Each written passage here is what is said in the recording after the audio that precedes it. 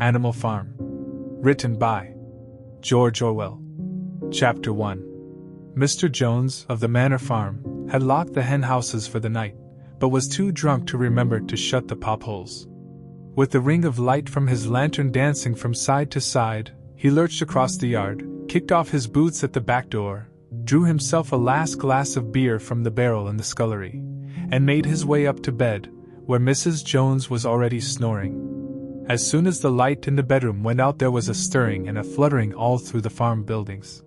Word had gone round during the day that old Major, the prize middle white boar, had had a strange dream on the previous night, and wished to communicate it to the other animals.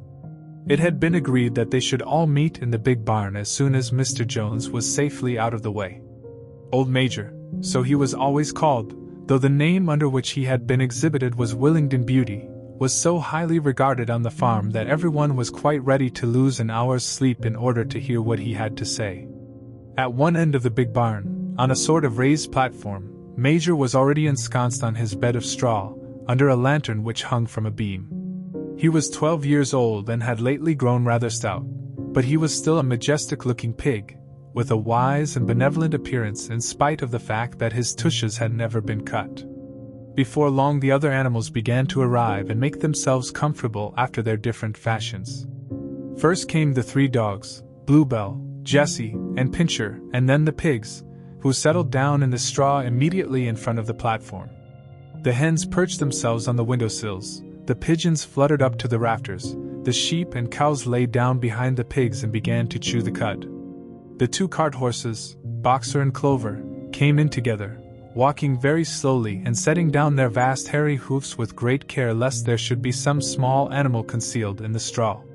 Clover was a stout motherly mare approaching middle life, who had never quite got her figure back after her 4th foal. Boxer was an enormous beast, nearly 18 hands high, and as strong as any 2 ordinary horses put together. A white stripe down his nose gave him a somewhat stupid appearance, and in fact he was not of first-rate intelligence, but he was universally respected for his steadiness of character and tremendous powers of work. After the horses came Muriel, the white goat, and Benjamin, the donkey. Benjamin was the oldest animal on the farm, and the worst-tempered. He seldom talked, and when he did, it was usually to make some cynical remark. For instance, he would say that God had given him a tail to keep the flies off, but that he would sooner have had no tail and no flies. Alone among the animals on the farm he never laughed. If asked why, he would say that he saw nothing to laugh at. Nevertheless, without openly admitting it, he was devoted to Boxer. The 2 of them usually spent their Sundays together in the small paddock beyond the orchard, grazing side by side and never speaking. The 2 horses had just lain down when a brood of ducklings, which had lost their mother, filed into the barn, cheeping feebly and wandering from side to side to find some place where they would not be trodden on. Clover made a sort of wall round them with her great foreleg, and the ducklings nestled down inside it and promptly fell asleep. At the last moment Molly, the foolish, pretty white mare who drew Mr. Jones's trap, came mincing daintily in, chewing at a lump of sugar. She took a place near the front and began flirting her white mane, hoping to draw attention to the red ribbons it was plaited with. Last of all came the cat, who looked round, as usual, for the warmest place, and finally squeezed herself in between Boxer and Clover. There she purred contentedly throughout Major's speech without listening to a word of what he was saying. All the animals were now present except Moses, the tame raven, who slept on a perch behind the back door. When Major saw that they had all made themselves comfortable and were waiting attentively, he cleared his throat and began. "Comrades, you have heard already about the strange dream that I had last night. But I will come to the dream later. I have something else to say first. I do not think, comrades, that I shall be with you for many months longer, and before I die, I feel it my duty to pass on to you such wisdom as I have acquired. I have had a long life, I have had much time for thought as I lay alone in my stall, and I think I may say that I understand the nature of life on this earth as well as any animal now living. It is about this that I wish to speak to you. Now, comrades, what is the nature of this life of ours? Let us face it, our lives are miserable, laborious, and short. We are born, we are given just so much food as will keep the breath in our bodies, and those of us who are capable of it are forced to work to the last atom of our strength, and the very instant that our usefulness has come to an end we are slaughtered with hideous cruelty. No animal in England knows the meaning of happiness or leisure after he is a year old. No animal in England is free. The life of an animal is misery and slavery, that is the plain truth. But is this simply part of the order of nature? Is it because this land of ours is so poor that it cannot afford a decent life to those who dwell upon it? No, comrades, 1,000 times no! The soil of England is fertile, its climate is good, it is capable of affording food in abundance to an enormously greater number of animals than now inhabit it. This single farm of ours would support 12 horses, 20 cows, hundreds of sheep, and all of them living in a comfort and a dignity that are now almost beyond our imagining. Why then do we continue in this miserable condition? Because nearly the whole of the produce of our labor is stolen from us by human beings. There, comrades, is the answer to all our problems. It is summed up in a single word: man. Man is the only real enemy we have. Remove man from the scene, and the root cause of hunger and overwork is abolished forever. Man is the only creature that consumes without producing. He does not give milk, he does not lay eggs, he is too weak to pull the plow, he cannot run fast enough to catch rabbits. Yet he is lord of all the animals. He sets them to work, he gives back to them the bare minimum that will prevent them from starving, and the rest he keeps for himself. Our labor tills the soil, our dung fertilizes it, and yet there is not one of us that owns more than his bare skin. You cows that I see before me, how many thousands of gallons of milk have you given during this last year? And what has happened to that milk which should have been breeding up sturdy calves? Every drop of it has gone down the throats of our enemies. And you hens, how many eggs have you laid in this last year, and how many of those eggs ever hatched into chickens? The rest have all gone to market to bring in money for Jones and his men. And you, Clover, where are those 4 foals you bore, who should have been the support and pleasure of your old age? Each was sold at a year old. You will never see one of them again. In return for your 4 confinements, and all your labor in the fields, what have you ever had except your bare rations and a stall? And even the miserable lives we lead are not allowed to reach their natural span. For myself I do not grumble, for I am one of the lucky ones. I am 12 years old and have had over 400 children. Such is the natural life of a pig. But no animal escapes the cruel knife in the end. You young porkers who are sitting in front of me, every one of you will scream your lives out at the block within a year. To that horror we all must come: cows, pigs, hens, sheep, everyone. Even the horses and the dogs have no better fate. You, boxer, the very day that those great muscles of yours lose their power, Jones will sell you to the knacker, who will cut your throat and boil you down for the foxhounds. As for the dogs, when they grow old and toothless, Jones ties a brick round their necks and drowns them in the nearest pond. Is it not crystal clear, then, comrades, that all the evils of this life of ours spring from the tyranny of human beings? Only get rid of man, and the produce of our labor would be our own. Almost overnight we could become rich and free. What then must we do? Why, work night and day, body and soul, for the overthrow of the human race. That is my message to you, comrades: rebellion! I do not know when that rebellion will come. It might be in a week, or in 100 years. But I know, as surely as I see this straw beneath my feet, that sooner or later justice will be done. Fix your eyes on that, comrades, throughout the short remainder of your lives. And above all, pass on this message of mine to those who come after you, so that future generations shall carry on the struggle until it is victorious. And remember, comrades, your resolution must never falter. No argument must lead you astray. Never listen when they tell you that man and the animals have a common interest, that the prosperity of the one is the prosperity of the others. It is all lies. Man serves the interests of no creature except himself. And among us animals let there be perfect unity, perfect comradeship in the struggle. All men are enemies. All animals are comrades. At this moment there was a tremendous uproar. While Major was speaking, 4 large rats had crept out of their holes and were sitting on their hindquarters, listening to him. The dogs had suddenly caught sight of them, and it was only by a swift dash for their holes that the rats saved their lives. Major raised his trotter for silence. "Comrades," he said, "here is a point that must be settled. The wild creatures, such as rats and rabbits, are they our friends or our enemies? Let us put it to the vote. I propose this question to the meeting: are rats comrades?" The vote was taken at once, and it was agreed by an overwhelming majority that rats were comrades. There were only 4 dissentients, the 3 dogs and the cat, who was afterwards discovered to have voted on both sides. Major continued, "I have little more to say. I merely repeat, remember always your duty of enmity towards man and all his ways. Whatever goes upon 2 legs is an enemy. Whatever goes upon 4 legs, or has wings, is a friend. And remember also that in fighting against man, we must not come to resemble him. Even when you have conquered him, do not adopt his vices.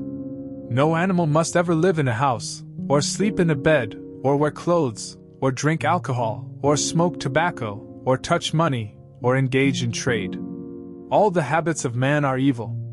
And above all, no animal must ever tyrannize over his own kind. Weak or strong, clever or simple, we are all brothers. No animal must ever kill any other animal. All animals are equal. And now, comrades, I will tell you about my dream of last night. I cannot describe that dream to you.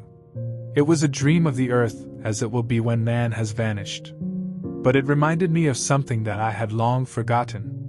Many years ago, when I was a little pig, my mother and the other sows used to sing an old song of which they knew only the tune and the first 3 words. I had known that tune in my infancy, but it had long since passed out of my mind. Last night, however, it came back to me in my dream. And what is more, the words of the song also came backwards, I am certain, which were sung by the animals of long ago and have been lost to memory for generations. I will sing you that song now, comrades. I am old and my voice is hoarse, but when I have taught you the tune, you can sing it better for yourselves. It is called Beasts of England. Old Major cleared his throat and began to sing. As he had said, his voice was hoarse, but he sang well enough, and it was a stirring tune, something between Clementine and La Cucaracha. The words ran, "Beasts of England, beasts of Ireland, beasts of every land and clime, hearken to my joyful tidings of the golden future time. Soon or late the day is coming, tyrant man shall be o'erthrown, and the fruitful fields of England shall be trod by beasts alone. Rings shall vanish from our noses, and the harness from our back, bit and spurs shall rust forever, cruel whips no more shall crack. Riches more than mind can picture, wheat and barley, oats and hay, clover, beans, and mango wurzel shall be ours upon that day. Bright will shine the fields of England, purer shall its waters be, sweeter yet shall blow its breezes on the day that sets us free. For that day we all must labor though we die before it break, cows and horses, geese and turkeys, all must toil for freedom's sake.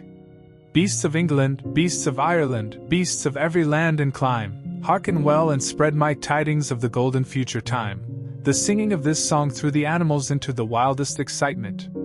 Almost before Major had reached the end, they had begun singing it for themselves. Even the stupidest of them had already picked up the tune and a few of the words, and as for the clever ones, such as the pigs and dogs, they had the entire song by heart within a few minutes.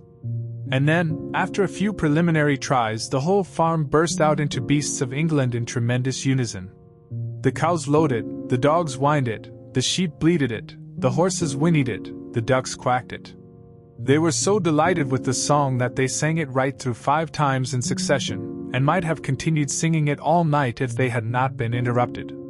Unfortunately, the uproar awoke Mr. Jones, who sprang out of bed, making sure that there was a fox in the yard. He seized the gun which always stood in a corner of his bedroom, and let fly a charge of number 6 shot into the darkness. The pellets buried themselves in the wall of the barn, and the meeting broke up hurriedly. Everyone fled to his own sleeping place. The birds jumped on to their perches, the animals settled down in the straw, and the whole farm was asleep in a moment. Chapter 2. 3 nights later old Major died peacefully in his sleep. His body was buried at the foot of the orchard. This was early in March. During the next 3 months there was much secret activity. Major's speech had given to the more intelligent animals on the farm a completely new outlook on life. They did not know when the rebellion predicted by Major would take place. They had no reason for thinking that it would be within their own lifetime, but they saw clearly that it was their duty to prepare for it. The work of teaching and organizing the others fell naturally upon the pigs, who were generally recognized as being the cleverest of the animals. Preeminent among the pigs were two young boars named Snowball and Napoleon, whom Mr. Jones was breeding up for sale. Napoleon was a large, rather fierce-looking Berkshire boar, the only Berkshire on the farm, not much of a talker, but with a reputation for getting his own way. Snowball was a more vivacious pig than Napoleon, quicker in speech and more inventive, but was not considered to have the same depth of character. All the other male pigs on the farm were porkers. The best known among them was a small fat pig named Squealer, with very round cheeks, twinkling eyes, nimble movements, and a shrill voice. He was a brilliant talker, and when he was arguing some difficult point he had a way of skipping from side to side and whisking his tail which was somehow very persuasive. The others said of Squealer that he could turn black into white. These three had elaborated old Major's teachings into a complete system of thought, to which they gave the name of animalism. Several nights a week, after Mr. Jones was asleep, they held secret meetings in the barn and expounded the principles of animalism to the others. At the beginning they met with much stupidity and apathy. Some of the animals talked of the duty of loyalty to Mr. Jones, whom they referred to as Master, or made elementary remarks such as, "Mr. Jones feeds us. If he were gone, we should starve to death." Others asked such questions as, "Why should we care what happens after we are dead?" Or, "If this rebellion is to happen anyway, what difference does it make whether we work for it or not?" And the pigs had great difficulty in making them see that this was contrary to the spirit of animalism. The stupidest questions of all were asked by Molly, the white mare. The very first question she asked Snowball was, "Will there still be sugar after the rebellion?" "No," said Snowball firmly. "We have no means of making sugar on this farm. Besides, you do not need sugar. You will have all the oats and hay you want." "And shall I still be allowed to wear ribbons in my mane?" asked Molly. "Comrade," said Snowball, "those ribbons that you are so devoted to are the badge of slavery. Can you not understand that liberty is worth more than ribbons?" Molly agreed, but she did not sound very convinced. The pigs had an even harder struggle to counteract the lies put about by Moses, the tame raven. Moses, who was Mr. Jones's especial pet, was a spy and a talebearer, but he was also a clever talker. He claimed to know of the existence of a mysterious country called Sugar Candy Mountain, to which all animals went when they died. It was situated somewhere up in the sky, a little distance beyond the clouds, Moses said. In Sugar Candy Mountain it was Sunday 7 days a week, clover was in season all the year round, and lumped sugar and linseed cake grew on the hedges. The animals hated Moses because he told tales and did no work, but some of them believed in Sugar Candy Mountain, and the pigs had to argue very hard to persuade them that there was no such place. Their most faithful disciples were the two cart horses, Boxer and Clover. These two had great difficulty in thinking anything out for themselves, but having once accepted the pigs as their teachers, they absorbed everything that they were told, and passed it on to the other animals by simple arguments. They were unfailing in their attendance at the secret meetings in the barn, and led the singing of Beasts of England, with which the meetings always ended. Now, as it turned out, the rebellion was achieved much earlier and more easily than anyone had expected. In past years Mr. Jones, although a hard master, had been a capable farmer, but of late he had fallen on evil days. He had become much disheartened after losing money in a lawsuit, and had taken to drinking more than was good for him. For whole days at a time he would lounge in his Windsor chair in the kitchen, reading the newspapers, drinking, and occasionally feeding Moses on crusts of bread soaked in beer. His men were idle and dishonest, the fields were full of weeds, the buildings wanted roofing, the hedges were neglected, and the animals were underfed. June came and the hay was almost ready for cutting. On Midsummer's Eve, which was a Saturday, Mr. Jones went into Willingdon and got so drunk at the Red Lion that he did not come back till midday on Sunday. The men had milked the cows in the early morning and then had gone out rabbiting, without bothering to feed the animals. When Mr. Jones got back, he immediately went to sleep on the drawing-room sofa with the news of the world over his face, so that when evening came, the animals were still unfed. At last they could stand it no longer. One of the cows broke in the door of the store shed with her horn, and all the animals began to help themselves from the bins. It was just then that Mr. Jones woke up. The next moment he and his 4 men were in the store shed with whips in their hands, lashing out in all directions. This was more than the hungry animals could bear. With one accord, though nothing of the kind had been planned beforehand, they flung themselves upon their tormentors. Jones and his men suddenly found themselves being butted and kicked from all sides. The situation was quite out of their control. They had never seen animals behave like this before, and this sudden uprising of creatures whom they were used to thrashing and maltreating just as they chose, frightened them almost out of their wits. After only a moment or two they gave up trying to defend themselves and took to their heels. A minute later all 5 of them were in full flight down the cart track that led to the main road, with the animals pursuing them in triumph. Mrs. Jones looked out of the bedroom window, saw what was happening, hurriedly flung a few possessions into a carpet bag, and slipped out of the farm by another way. Moses sprang off his perch and flapped after her, croaking loudly. Meanwhile the animals had chased Jones and his men out onto the road and slammed the 5-barred gate behind them. And so, almost before they knew what was happening, the rebellion had been successfully carried through. Jones was expelled, and the Manor Farm was theirs. For the first few minutes the animals could hardly believe in their good fortune. Their first act was to gallop in a body right round the boundaries of the farm, as though to make quite sure that no human being was hiding anywhere upon it. Then they raced back to the farm buildings to wipe out the last traces of Jones's hated reign. The harness room at the end of the stables was broken open. The bits, the nose rings, the dog chains, the cruel knives with which Mr. Jones had been used to castrate the pigs and lambs, were all flung down the well. The reins, the halters, the blinkers, the degrading nosebags, were thrown onto the rubbish fire which was burning in the yard. So were the whips. All the animals capered with joy when they saw the whips going up in flames. Snowball also threw onto the fire the ribbons with which the horses' manes and tails had usually been decorated on market days. "Ribbons," he said, "should be considered as clothes, which are the mark of a human being. All animals should go naked." When Boxer heard this, he fetched a small straw hat which he wore in summer to keep the flies out of his ears, and flung it onto the fire with the rest. In a very little while the animals had destroyed everything that reminded them of Mr. Jones. Napoleon then led them back to the store shed and served out a double ration of corn to everybody, with 2 biscuits for each dog. Then they sang Beasts of England from end to end 7 times running, and after that they settled down for the night and slept as they had never slept before. But they woke at dawn as usual, and suddenly remembering the glorious thing that had happened, they all raced out into the pasture together.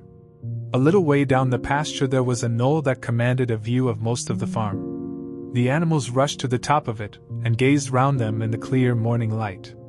Yes, it was theirs, everything that they could see was theirs. In the ecstasy of that thought they gambled round and round, they hurled themselves into the air in great leaps of excitement. They rolled in the dew, they cropped mouthfuls of the sweet summer grass, they kicked up clods of the black earth and snuffed its rich scent. Then they made a tour of inspection of the whole farm and surveyed with speechless admiration the plough land, the hayfield, the orchard, the pool, the spinney. It was as though they had never seen these things before, and even now they could hardly believe that it was all their own. Then they filed back to the farm buildings and halted in silence outside the door of the farmhouse. That was theirs too, but they were frightened to go inside. After a moment, however, Snowball and Napoleon butted the door open with their shoulders and the animals entered in single file, walking with the utmost care for fear of disturbing anything. They tiptoed from room to room, afraid to speak above a whisper and gazing with a kind of awe at the unbelievable luxury, at the beds with their feather mattresses, the looking-glasses, the horsehair sofa, the Brussels carpet, the lithograph of Queen Victoria over the drawing-room mantelpiece. They were thus coming down the stairs when Molly was discovered to be missing. Going back, the others found that she had remained behind in the best bedroom. She had taken a piece of blue ribbon from Mrs. Jones's dressing table, and was holding it against her shoulder, and admiring herself in the glass in a very foolish manner. The others reproached her sharply, and they went outside. Some hams hanging in the kitchen were taken out for burial, and the barrel of beer in the scullery was stove in with a kick from Boxer's hoof. Otherwise nothing in the house was touched. A unanimous resolution was passed on the spot that the farmhouse should be preserved as a museum. All were agreed that no animal must ever live there. The animals had their breakfast, and then Snowball and Napoleon called them together again. "Comrades," said Snowball, "it is 6:30, and we have a long day before us. Today we begin the hay harvest. But there is another matter that must be attended to first." The pigs now revealed that during the past 3 months they had taught themselves to read and write from an old spelling book which had belonged to Mr. Jones's children, and which had been thrown on the rubbish heap. Napoleon sent for pots of black and white paint, and led the way down to the 5-barred gate that gave on to the main road. Then Snowball, for it was Snowball who was best at writing, took a brush between the 2 knuckles of his trotter, painted out Manor Farm from the top bar of the gate, and in its place painted Animal Farm. This was to be the name of the farm from now onwards. After this they went back to the farm buildings, where Snowball and Napoleon sent for a ladder which they caused to be set against the end wall of the big barn. They explained that by their studies of the past 3 months the pigs had succeeded in reducing the principles of animalism to 7 commandments. These 7 commandments would now be inscribed on the wall. They would form an unalterable law by which all the animals on Animal Farm must live forever after. With some difficulty, for it is not easy for a pig to balance himself on a ladder, Snowball climbed up and set to work, with Squealer a few rungs below him holding the paint pot. The commandments were written on the tarred wall in great white letters that could be read 30 yards away. They ran thus: the 7 commandments. 1. Whatever goes upon 2 legs is an enemy. 2. Whatever goes upon 4 legs, or has wings, is a friend. 3. No animal shall wear clothes. 4. No animal shall sleep in a bed. 5. No animal shall drink alcohol. 6. No animal shall kill any other animal. 7. All animals are equal. It was very neatly written, and except that friend was written friend, and one of the S's was the wrong way round, the spelling was correct all the way through. Snowball read it aloud for the benefit of the others. All the animals nodded in complete agreement, and the cleverer ones at once began to learn the commandments by heart. "Now, comrades," cried Snowball, throwing down the paintbrush, "to the hayfield! Let us make it a point of honor to get in the harvest more quickly than Jones and his men could do." But at this moment the 3 cows, who had seemed uneasy for some time past, set up a loud lowing. They had not been milked for 24 hours, and their udders were almost bursting. After a little thought, the pigs sent for buckets and milked the cows fairly successfully, their trotters being well adapted to this task. Soon there were 5 buckets of frothing creamy milk at which many of the animals looked with considerable interest. "What is going to happen to all that milk?" said someone. "Jones used sometimes to mix some of it in our mash," said one of the hens. "Never mind the milk, comrades," cried Napoleon, placing himself in front of the buckets. "That will be attended to. The harvest is more important. Comrade Snowball will lead the way. I shall follow in a few minutes. Forward, comrades! The hay is waiting." So the animals trooped down to the hayfield to begin the harvest, and when they came back in the evening it was noticed that the milk had disappeared. Chapter 3. How they toiled and sweated to get the hay in. But their efforts were rewarded, for the harvest was an even bigger success than they had hoped. Sometimes the work was hard. The implements had been designed for human beings and not for animals, and it was a great drawback that no animal was able to use any tool that involved standing on his hind legs. But the pigs were so clever that they could think of a way round every difficulty. As for the horses, they knew every inch of the field, and in fact understood the business of mowing and raking far better than Jones and his men had ever done. The pigs did not actually work, but directed and supervised the others. With their superior knowledge it was natural that they should assume the leadership. Boxer and Clover would harness themselves to the cutter or the horse rake. No bits or reins were needed in these days, of course, and tramped steadily round and round the field with a pig walking behind and calling out, "Gee up, comrade!" or "Woe back, comrade!" as the case might be. And every animal down to the humblest worked at turning the hay and gathering it. Even the ducks and hens toiled to and fro all day in the sun, carrying tiny wisps of hay in their beaks. In the end they finished the harvest in 2 days less time than it had usually taken Jones and his men. Moreover, it was the biggest harvest that the farm had ever seen. There was no wastage whatever. The hens and ducks with their sharp eyes had gathered up the very last stalk. And not an animal on the farm had stolen so much as a mouthful. All through that summer the work of the farm went like clockwork. The animals were happy as they had never conceived it possible to be. Every mouthful of food was an acute positive pleasure, now that it was truly their own food, produced by themselves and for themselves, not doled out to them by a grudging master. With the worthless parasitical human beings gone, there was more for everyone to eat. There was more leisure too, inexperienced though the animals were. They met with many difficulties. For instance, later in the year, when they harvested the corn, they had to tread it out in the ancient style and blow away the chaff with their breath, since the farm possessed no threshing machine, but the pigs with their cleverness and Boxer with his tremendous muscles always pulled them through. Boxer was the admiration of everybody. He had been a hard worker even in Jones's time, but now he seemed more like 3 horses than one. There were days when the entire work of the farm seemed to rest on his mighty shoulders. From morning to night he was pushing and pulling, always at the spot where the work was hardest. He had made an arrangement with one of the cockerels to call him in the mornings half an hour earlier than anyone else, and would put in some volunteer labor at whatever seemed to be most needed, before the regular day's work began. His answer to every problem, every setback, was, "I will work harder," which he had adopted as his personal motto. But everyone worked according to his capacity. The hens and ducks, for instance, saved 5 bushels of corn at the harvest by gathering up the stray grains. Nobody stole, nobody grumbled over his rations. The quarreling and biting and jealousy which had been normal features of life in the old days had almost disappeared. Nobody shirked, or almost nobody. Molly, it was true, was not good at getting up in the mornings, and had a way of leaving work early on the ground that there was a stone in her hoof. And the behavior of the cat was somewhat peculiar. It was soon noticed that when there was work to be done the cat could never be found. She would vanish for hours on end, and then reappear at mealtimes, or in the evening after work was over, as though nothing had happened. But she always made such excellent excuses, and purred so affectionately, that it was impossible not to believe in her good intentions. Old Benjamin, the donkey, seemed quite unchanged since the rebellion.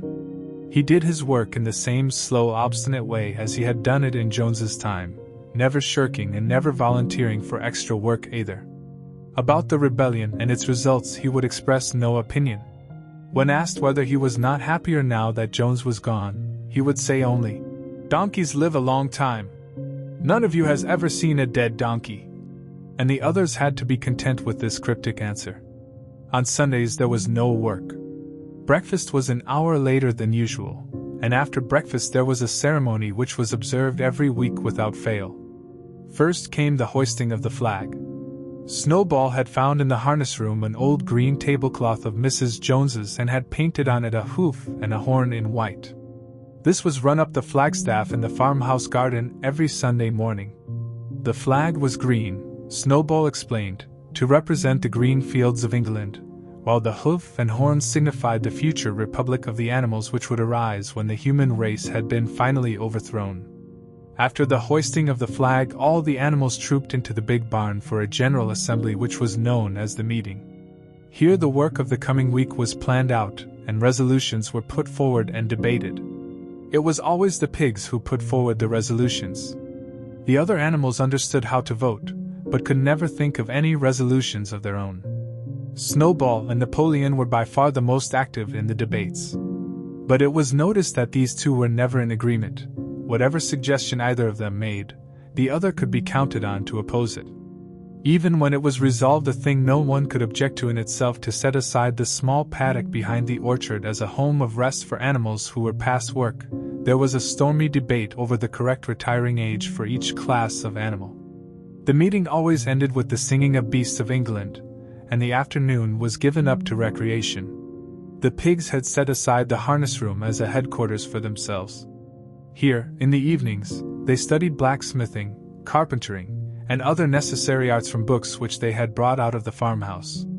Snowball also busied himself with organizing the other animals into what he called animal committees. He was indefatigable at this.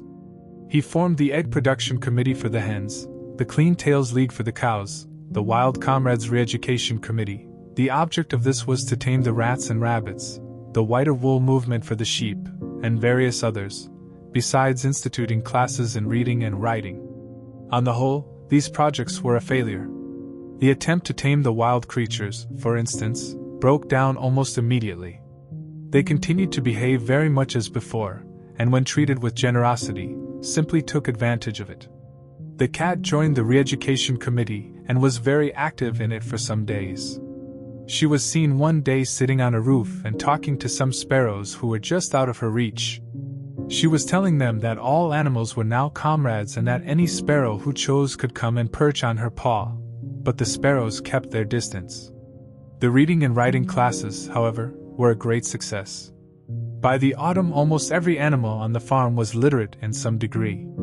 As for the pigs, they could already read and write perfectly.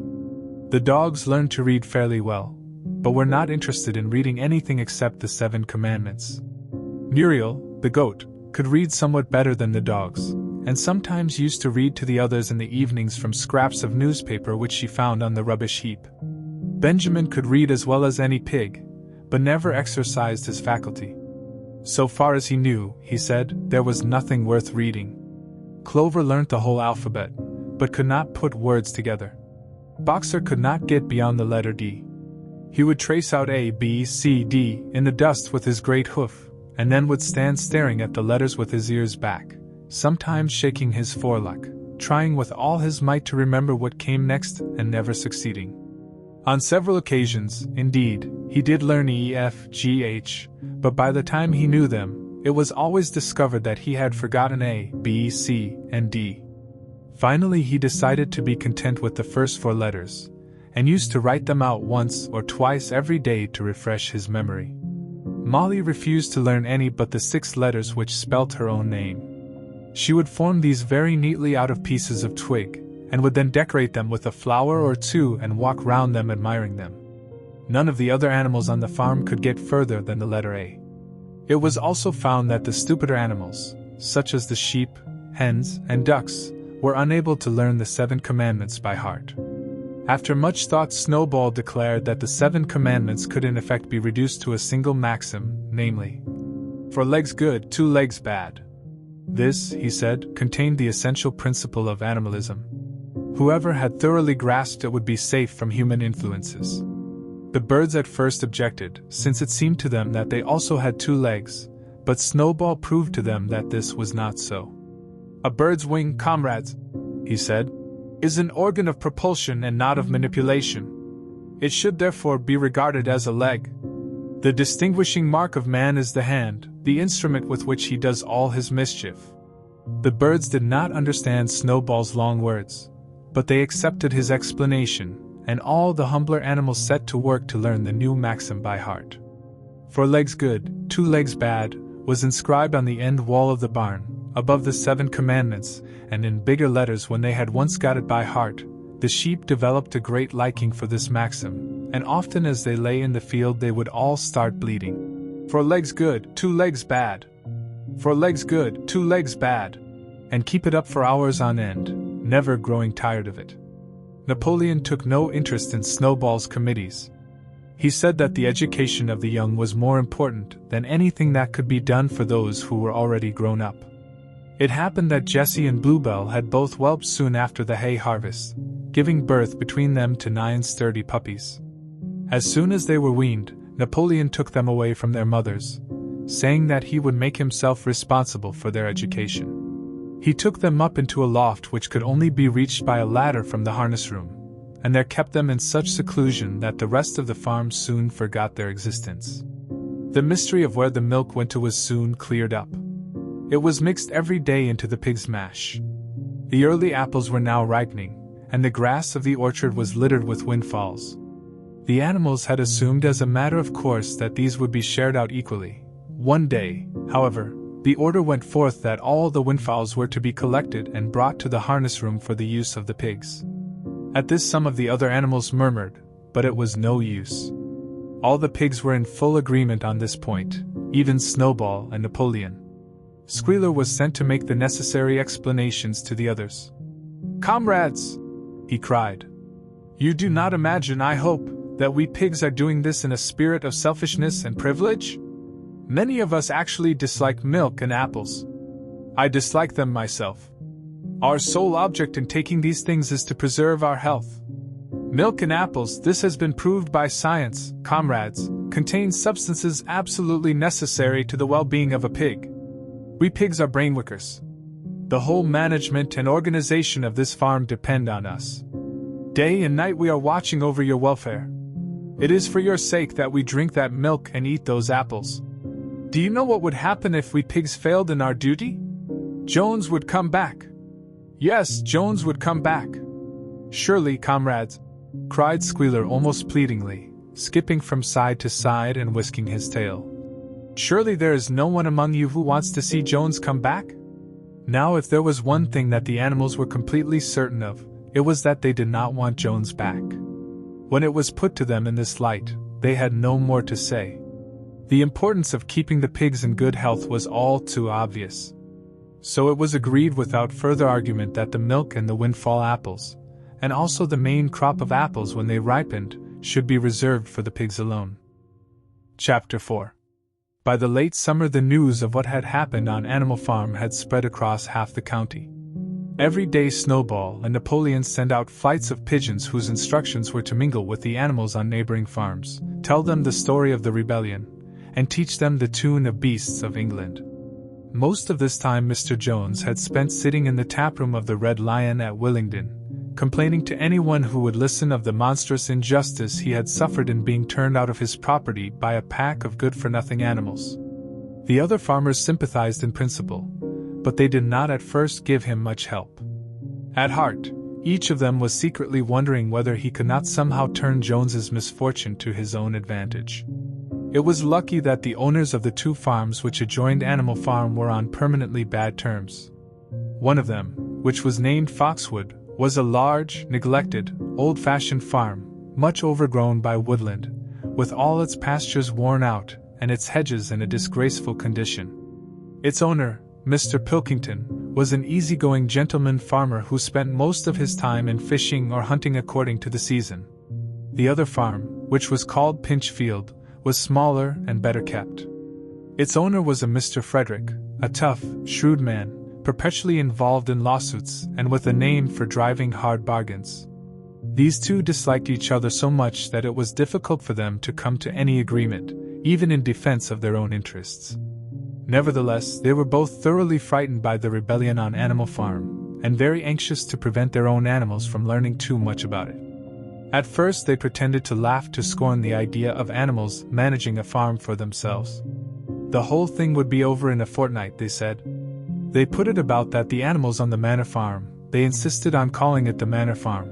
They would not tolerate the name, Animal Farm, were perpetually fighting among themselves and were also rapidly starving to death.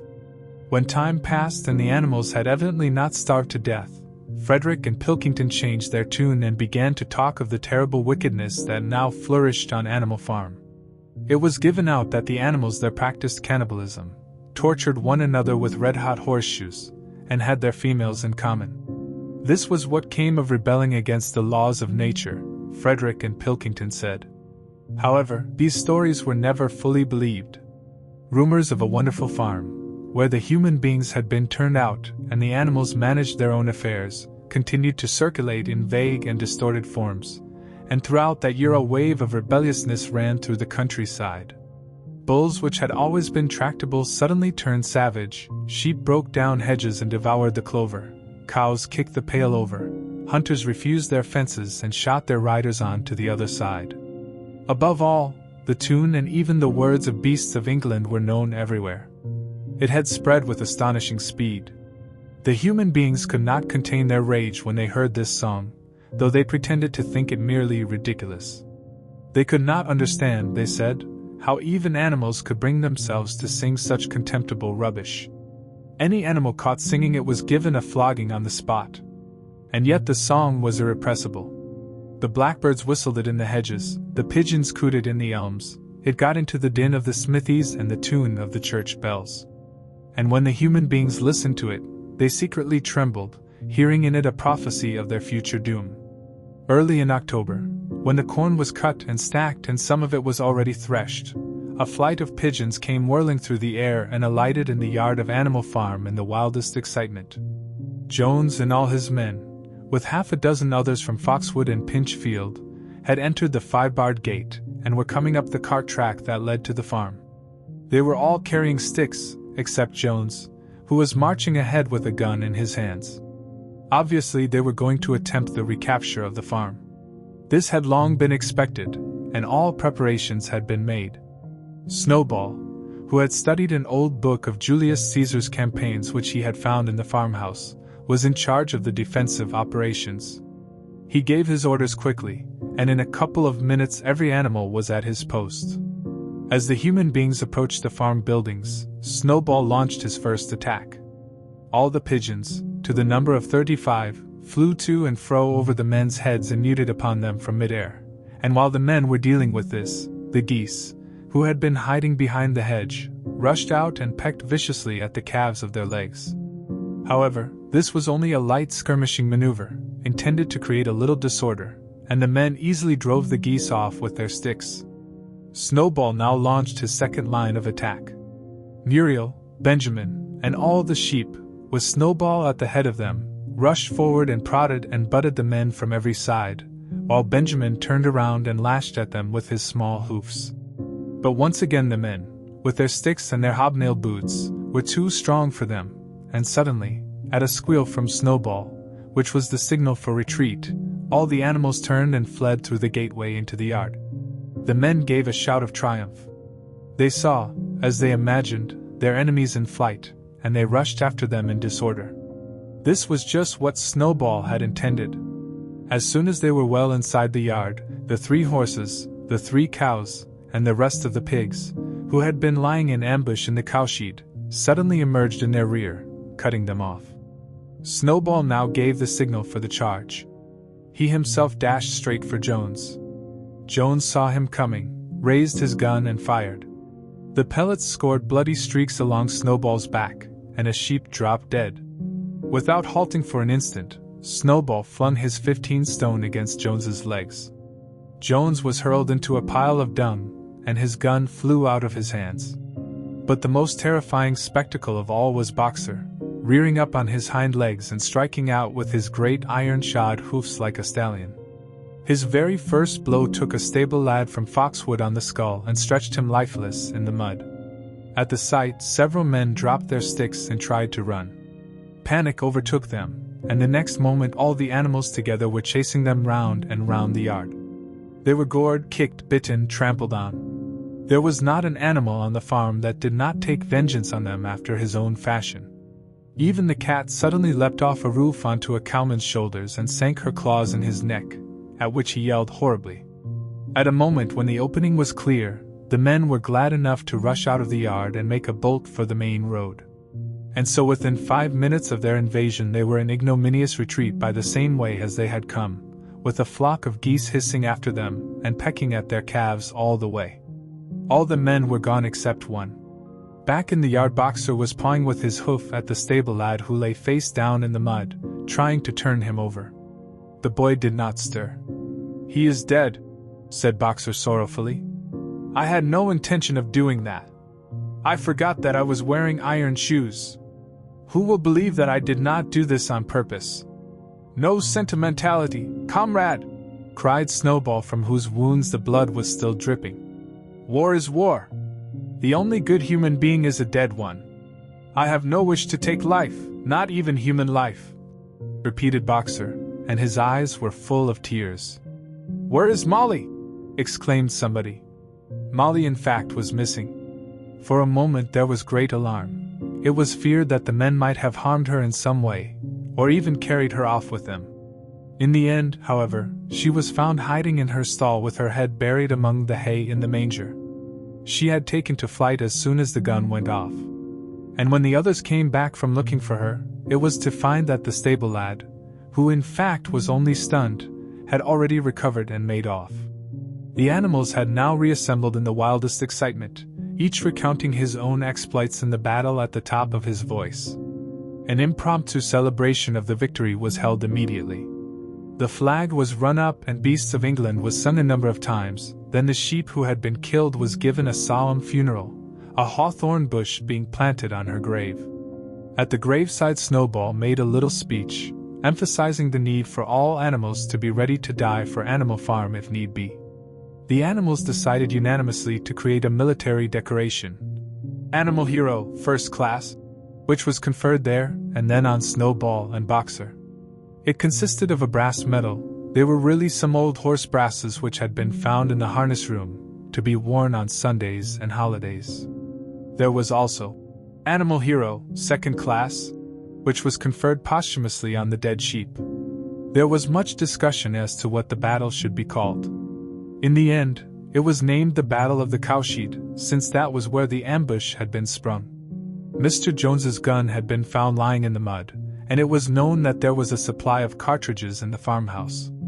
It was decided to set the gun up at the foot of the flagstaff, like a piece of artillery, and to fire it twice a year, once on October the 12th, the anniversary of the Battle of the Cowshed, and once on Midsummer Day, the anniversary of the rebellion. Chapter 5. As winter drew on, Molly became more and more troublesome. She was late for work every morning and excused herself by saying that she had overslept, and she complained of mysterious pains, although her appetite was excellent. On every kind of pretext she would run away from work and go to the drinking pool, where she would stand foolishly gazing at her own reflection in the water. But there were also rumors of something more serious. One day, as Molly strolled blithely into the yard, flirting her long tail and chewing at a stalk of hay, Clover took her aside. "Molly," she said, "I have something very serious to say to you. This morning I saw you looking over the hedge that divides Animal Farm from Foxwood. One of Mr. Pilkington's men was standing on the other side of the hedge, and I was a long way away, but I am almost certain I saw this. He was talking to you, and you were allowing him to stroke your nose." "What does that mean, Molly?" "He didn't. I wasn't." "It isn't true," cried Molly, beginning to prance about and paw the ground. "Molly, look me in the face. Do you give me your word of honor that that man was not stroking your nose?" "It isn't true," repeated Molly, but she could not look Clover in the face, and the next moment she took to her heels and galloped away into the field. A thought struck Clover. Without saying anything to the others, she went to Molly's stall and turned over the straw with her hoof. Hidden under the straw was a little pile of lump sugar and several bunches of ribbon of different colors. 3 days later Molly disappeared. For some weeks nothing was known of her whereabouts. Then the pigeons reported that they had seen her on the other side of Willingdon. She was between the shafts of a smart dogcart painted red and black, which was standing outside a public house. A fat red-faced man in check breeches and gaiters, who looked like a publican, was stroking her nose and feeding her with sugar. Her coat was newly clipped, and she wore a scarlet ribbon round her forelock. She appeared to be enjoying herself, so the pigeons said. None of the animals ever mentioned Molly again. In January there came bitterly hard weather. The earth was like iron, and nothing could be done in the fields. Many meetings were held in the big barn, and the pigs occupied themselves with planning out the work of the coming season. It had come to be accepted that the pigs, who were manifestly cleverer than the other animals, should decide all questions of farm policy, though their decisions had to be ratified by a majority vote. This arrangement would have worked well enough if it had not been for the disputes between Snowball and Napoleon. These two disagreed at every point where disagreement was possible. If one of them suggested sowing a bigger acreage with barley, the other was certain to demand a bigger acreage of oats. And if one of them said that such and such a field was just right for cabbages, the other would declare that it was useless for anything except roots. Each had his own following, and there were some violent debates. At the meetings, Snowball often won over the majority by his brilliant speeches, but Napoleon was better at canvassing support for himself in between times. He was especially successful with the sheep. Of late the sheep had taken to bleating, "4 legs good, 2 legs bad," both in and out of season, and they often interrupted the meeting with this. It was noticed that they were especially liable to break into "4 legs good, 2 legs bad" at crucial moments in Snowball's speeches. Snowball had made a close study of some back numbers of the farmer and stock breeder which he had found in the farmhouse, and was full of plans for innovations and improvements. He talked learnedly about field drains, silage, and basic slag, and had worked out a complicated scheme for all the animals to drop their dung directly in the fields, at a different spot every day, to save the labor of cartage. Napoleon produced no schemes of his own, but said quietly that Snowballs would come to nothing, and seemed to be biding his time. But of all their controversies, none was so bitter as the one that took place over the windmill. In the long pasture, not far from the farm buildings, there was a small knoll which was the highest point on the farm. After surveying the ground, Snowball declared that this was just the place for a windmill, which could be made to operate a dynamo and supply the farm with electrical power. This would light the stalls and warm them in winter, and would also run a circular saw, a chaff cutter, a mangle slicer, and an electric milking machine. The animals had never heard of anything of this kind before, for the farm was an old-fashioned one and had only the most primitive machinery, and they listened in astonishment, while Snowball conjured up pictures of fantastic machines which would do their work for them while they grazed at their ease in the fields or improved their minds with reading and conversation. Within a few weeks Snowball's plans for the windmill were fully worked out. The mechanical details came mostly from 3 books which had belonged to Mr. Jones' 1,000 Useful Things to Do About the House, Every Man His Own Bricklayer, and Electricity for Beginners. Snowball used as his study a shed which had once been used for incubators and had a smooth wooden floor, suitable for drawing on. He was closeted there for hours at a time, with his books held open by a stone, and with a piece of chalk gripped between the knuckles of his trotter, he would move rapidly to and fro, drawing in line after line and uttering little whimpers of excitement. Gradually the plans grew into a complicated mass of cranks and cogwheels, covering more than half the floor, which the other animals found completely unintelligible but very impressive. All of them came to look at Snowball's drawings at least once a day. Even the hens and ducks came, and were at pains not to tread on the chalk marks. Only Napoleon held aloof. He had declared himself against the windmill from the start. One day, however, he arrived unexpectedly to examine the plans. He walked heavily round the shed, looked closely at every detail of the plans and snuffed at them once or twice, then stood for a little while contemplating them out of the corner of his eye. Then suddenly he lifted his leg, urinated over the plans, and walked out without uttering a word. The whole farm was deeply divided on the subject of the windmill. Snowball did not deny that to build it would be a difficult business. Stone would have to be carried and built up into walls, then the sails would have to be made, and after that there would be need for dynamos and cables. How these were to be procured, Snowball did not say.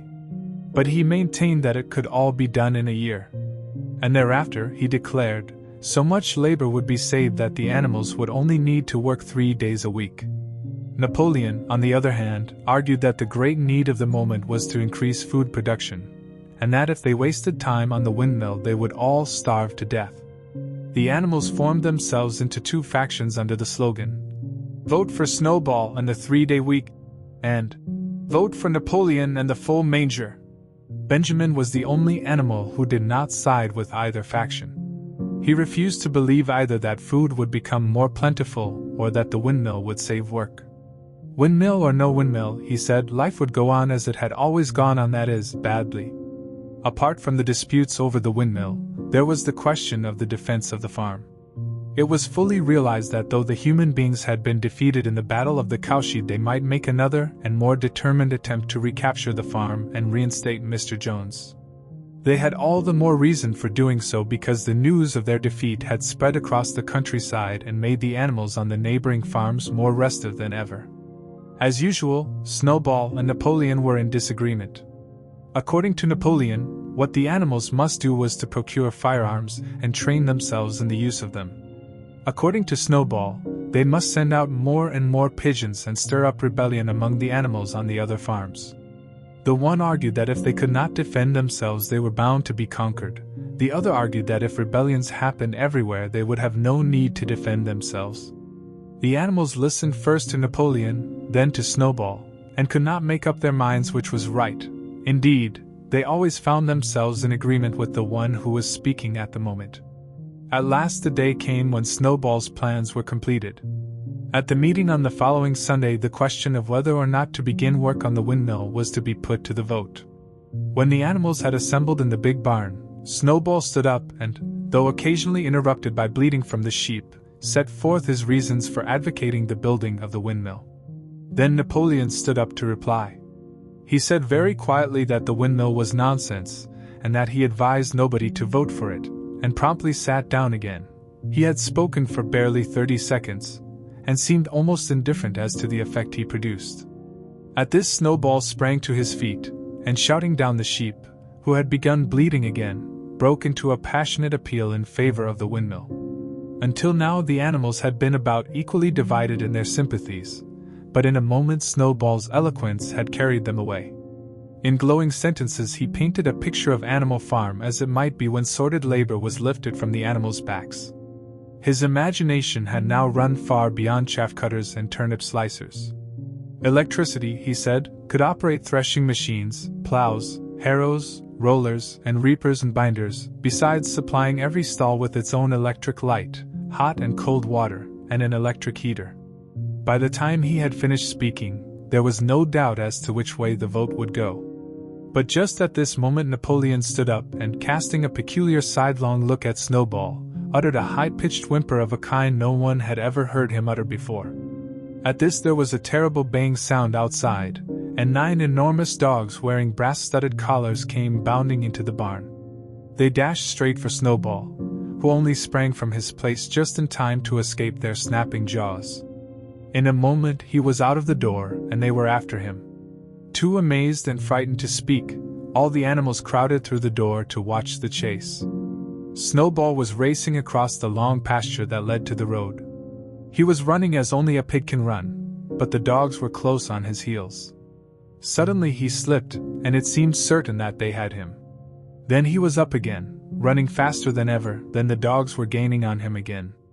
One of them all but closed his jaws on Snowball's tail, but Snowball whisked it free just in time. Then he put on an extra spurt, and, with a few inches to spare, slipped through a hole in the hedge and was seen no more. Silent and terrified, the animals crept back into the barn. In a moment the dogs came bounding back. At first no one had been able to imagine where these creatures came from, but the problem was soon solved. They were the puppies whom Napoleon had taken away from their mothers and reared privately. Though not yet full-grown, they were huge dogs, and as fierce-looking as wolves. They kept close to Napoleon. It was noticed that they wagged their tails to him in the same way as the other dogs had been used to do to Mr. Jones. Napoleon, with the dogs following him, now mounted on to the raised portion of the floor where Major had previously stood to deliver his speech. He announced that from now on the Sunday morning meetings would come to an end. They were unnecessary, he said, and wasted time. In future all questions relating to the working of the farm would be settled by a special committee of pigs, presided over by himself. These would meet in private and afterwards communicate their decisions to the others. The animals would still assemble on Sunday mornings to salute the flag, sing Beasts of England, and receive their orders for the week, but there would be no more debates. In spite of the shock that Snowball's expulsion had given them, the animals were dismayed by this announcement. Several of them would have protested if they could have found the right arguments. Even Boxer was vaguely troubled.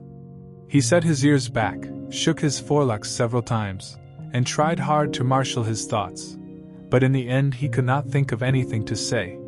Some of the pigs themselves, however, were more articulate.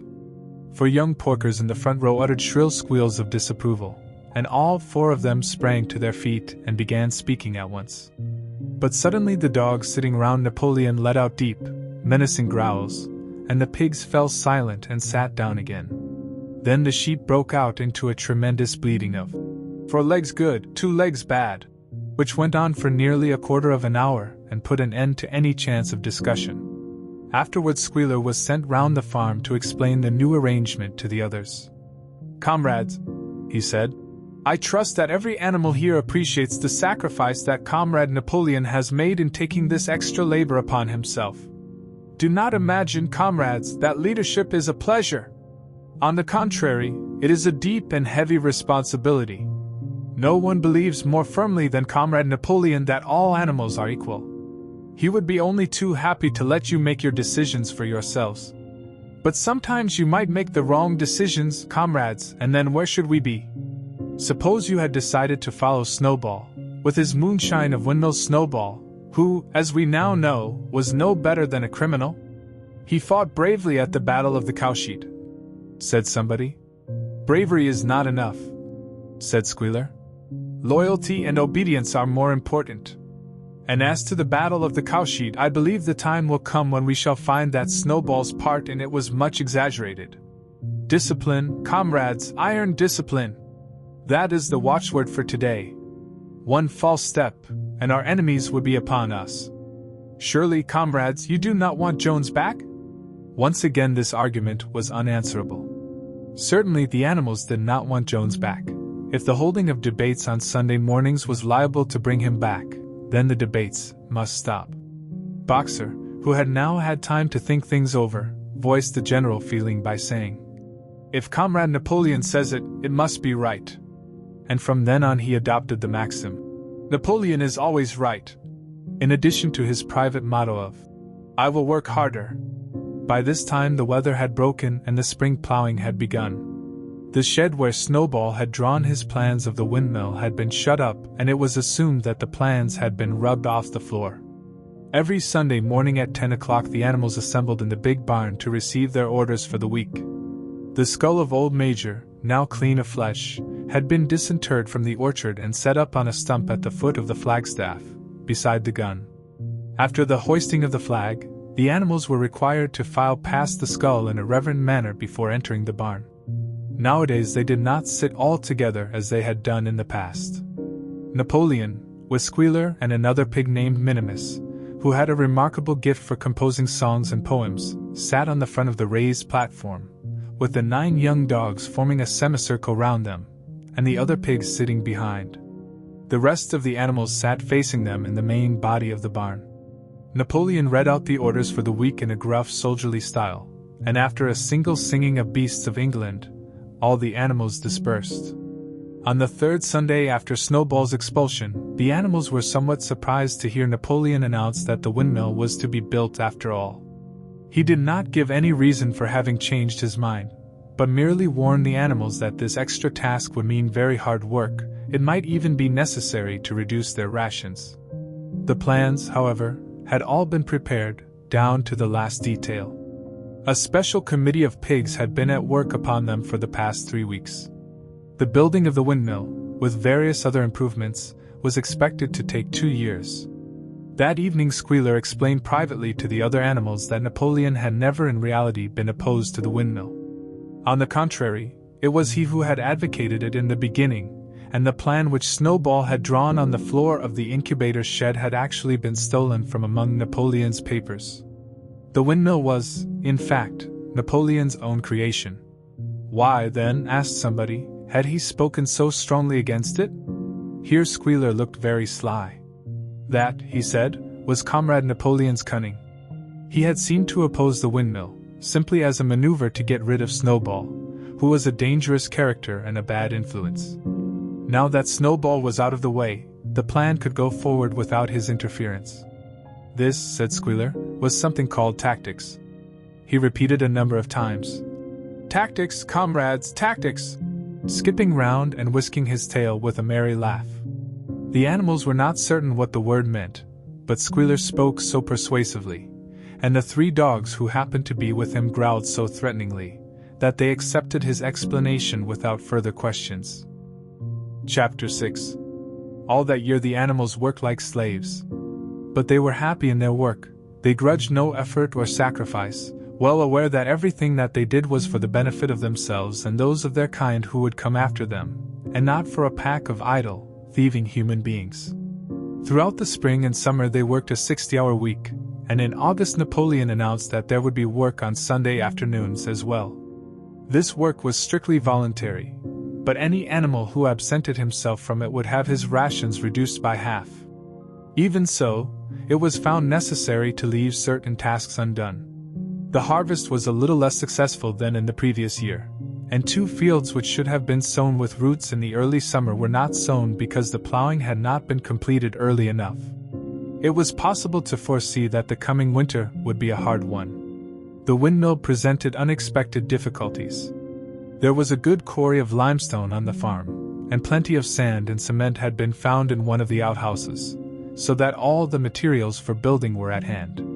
But the problem the animals could not at first solve was how to break up the stone into pieces of suitable size. There seemed no way of doing this except with picks and crowbars, which no animal could use, because no animal could stand on his hind legs. Only after weeks of vain effort did the right idea occur to somebody, namely, to utilize the force of gravity. Huge boulders, far too big to be used as they were lying all over the bed of the quarry. The animals lashed ropes round these, and then all together, cows, horses, sheep, any animal that could lay hold of the rope, even the pigs sometimes joined, and at critical moments they dragged them with desperate slowness up the slope to the top of the quarry, where they were toppled over the edge, to shatter to pieces below. Transporting the stone when it was once broken was comparatively simple. The horses carried it off in cartloads, the sheep dragged single blocks, even Muriel and Benjamin yoked themselves into an old governess cart, and did their share. By late summer a sufficient store of stone had accumulated, and then the building began, under the superintendence of the pigs. But it was a slow, laborious process. Frequently it took a whole day of exhausting effort to drag a single boulder to the top of the quarry, and sometimes when it was pushed over the edge it failed to break. Nothing could have been achieved without Boxer, whose strength seemed equal to that of all the rest of the animals put together. When the boulder began to slip and the animals cried out in despair at finding themselves dragged down the hill, it was always Boxer who strained himself against the rope and brought the boulder to a stop. To see him toiling up the slope inch by inch, his breath coming fast, the tips of his hoofs clawing at the ground, and his great sides matted with sweat, filled everyone with admiration. Clover warned him sometimes to be careful not to overstrain himself, but Boxer would never listen to her. His 2 slogans, "I will work harder," and "Napoleon is always right," seemed to him a sufficient answer to all problems. He had made arrangements with the cockerel to call him 3/4 of an hour earlier in the mornings instead of half an hour. And in his spare moments, of which there were not many nowadays, he would go alone to the quarry, collect a load of broken stone, and drag it down to the site of the windmill unassisted. The animals were not badly off throughout that summer, in spite of the hardness of their work. If they had no more food than they had had in Jones's day, at least they did not have less. The advantage of only having to feed themselves, and not having to support 5 extravagant human beings as well, was so great that it would have taken a lot of failures to outweigh it. And in many ways the animal method of doing things was more efficient, and saved labor. Such jobs as weeding, for instance, could be done with a thoroughness impossible to human beings. And again, since no animal now stole, it was unnecessary to fence off pasture from arable land, which saved a lot of labor on the upkeep of hedges and gates. Nevertheless, as the summer wore on, various unforeseen shortages began to make themselves felt. There was need of paraffin oil, nails, string, dog biscuits, and iron for the horses' shoes, none of which could be produced on the farm. Later there would also be need for seeds and artificial manures, besides various tools and, finally, the machinery for the windmill. How these were to be procured, no one was able to imagine. One Sunday morning, when the animals assembled to receive their orders, Napoleon announced that he had decided upon a new policy. From now onwards Animal Farm would engage in trade with the neighboring farms, not, of course, for any commercial purpose, but simply in order to obtain certain materials which were urgently necessary. The needs of the windmill must override everything else, he said. He was therefore making arrangements to sell a stack of hay and part of the current year's wheat crop, and later on, if more money were needed, it would have to be made up by the sale of eggs, for which there was always a market in Willingdon. The hens, said Napoleon, should welcome this sacrifice as their own special contribution towards the building of the windmill. Once again the animals were conscious of a vague uneasiness. Never to have any dealings with human beings, never to engage in trade, never to make use of money, had not these been among the earliest resolutions passed at that first triumphant meeting after Jones was expelled? All the animals remembered passing such resolutions, or at least they thought that they remembered it. The 4 young pigs who had protested when Napoleon abolished the meetings raised their voices timidly, but they were promptly silenced by a tremendous growling from the dogs. Then, as usual, the sheep broke into 4 legs good, 2 legs bad, and the momentary awkwardness was smoothed over. Finally Napoleon raised his trotter for silence, and announced that he had already made all the arrangements. There would be no need for any of the animals to come in contact with human beings, which would clearly be most undesirable. He intended to take the whole burden upon his own shoulders. A Mr. Whymper, a solicitor living in Willingdon, had agreed to act as intermediary between Animal Farm and the outside world, and would visit the farm every Monday morning to receive his instructions. Napoleon ended his speech with his usual cry of, "Long live Animal Farm!" and after the singing of Beasts of England the animals were dismissed. Afterwards Squealer made a round of the farm and set the animals' minds at rest. He assured them that the resolution against engaging in trade and using money had never been passed, or even suggested. It was pure imagination, probably traceable in the beginning to lies circulated by Snowball. A few animals still felt faintly doubtful, but Squealer asked them shrewdly, "Are you certain that this is not something that you have dreamed, comrades? Have you any record of such a resolution? Is it written down anywhere?" And since it was certainly true that nothing of the kind existed in writing, the animals were satisfied that they had been mistaken. Every Monday Mr. Whymper visited the farm as had been arranged. He was a sly-looking little man with side whiskers, a solicitor in a very small way of business, but sharp enough to have realized earlier than anyone else that Animal Farm would need a broker, and that the commissions would be worth having. The animals watched his coming and going with a kind of dread, and avoided him as much as possible. Nevertheless, the sight of Napoleon, on all fours, delivering orders to Whymper, who stood on 2 legs, roused their pride and partly reconciled them to the new arrangement. Their relations with the human race were now not quite the same as they had been before. The human beings did not hate Animal Farm any less now that it was prospering. Indeed, they hated it more than ever. Every human being held it as an article of faith that the farm would go bankrupt sooner or later, and above all, that the windmill would be a failure. They would meet in the public houses and prove to one another by means of diagrams that the windmill was bound to fall down, or that if it did stand up, then that it would never work.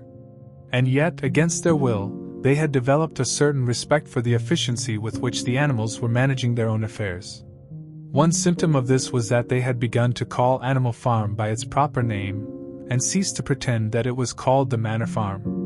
They had also dropped their championship of Jones, who had given up hope of getting his farm back and gone to live in another part of the county. Except through Whymper, there was as yet no contact between Animal Farm and the outside world, but there were constant rumors that Napoleon was about to enter into a definite business agreement either with Mr. Pilkington of Foxwood or with Mr. Frederick of Pinchfield, but never, it was noticed, with both simultaneously. It was about this time that the pigs suddenly moved into the farmhouse and took up their residence there. Again the animals seemed to remember that a resolution against this had been passed in the early days, and again Squealer was able to convince them that this was not the case. It was absolutely necessary, he said, that the pigs, who were the brains of the farm, should have a quiet place to work in. It was also more suited to the dignity of the leader, for of late he had taken to speaking of Napoleon under the title of leader, to live in a house than in a mere sty. Nevertheless, some of the animals were disturbed when they heard that the pigs not only took their meals in the kitchen and used the drawing room as a recreation room, but also slept in the beds. Boxer passed it off as usual with, "Napoleon is always right," but Clover, who thought she remembered a definite ruling against beds, went to the end of the barn and tried to puzzle out the 7 commandments which were inscribed there. Finding herself unable to read more than individual letters, she fetched Muriel. "Muriel," she said, "read me the 4th commandment. Does it not say something about never sleeping in a bed?" With some difficulty Muriel spelt it out. "It says, 'No animal shall sleep in a bed with sheets,'" she announced finally. Curiously enough, Clover had not remembered that the 4th commandment mentioned sheets, but as it was there on the wall, it must have done so. And Squealer, who happened to be passing at this moment, attended by 2 or 3 dogs, was able to put the whole matter in its proper perspective. "You have heard then, comrades," he said, "that we pigs now sleep in the beds of the farmhouse? And why not? You did not suppose, surely, that there was ever a ruling against beds? A bed merely means a place to sleep in. A pile of straw in a stall is a bed, properly regarded. The rule was against sheets, which are a human invention. We have removed the sheets from the farmhouse beds, and sleep between blankets. And very comfortable beds they are too. But not more comfortable than we need, I can tell you, comrades, with all the brainwork we have to do nowadays. You would not rob us of our repose, would you, comrades? You would not have us too tired to carry out our duties? Surely none of you wishes to see Jones back?" The animals reassured him on this point immediately, and no more was said about the pigs sleeping in the farmhouse beds. And when, some days afterwards, it was announced that from now on the pigs would get up an hour later in the mornings than the other animals, no complaint was made about that either. By the autumn the animals were tired but happy. They had had a hard year, and after the sale of part of the hay and corn, the stores of food for the winter were none too plentiful, but the windmill compensated for everything. It was almost half built now. After the harvest there was a stretch of clear dry weather, and the animals toiled harder than ever, thinking it well worth while to plod to and fro all day with blocks of stone if by doing so they could raise the walls another foot. Boxer would even come out at nights and work for an hour or 2 on his own by the light of the harvest moon. In their spare moments the animals would walk round and round the half-finished mill, admiring the strength and perpendicularity of its walls and marveling that they should ever have been able to build anything so imposing. Only old Benjamin refused to grow enthusiastic about the windmill, though, as usual, he would utter nothing beyond the cryptic remark that donkeys live a long time. November came, with raging southwest winds. Building had to stop because it was now too wet to mix the cement.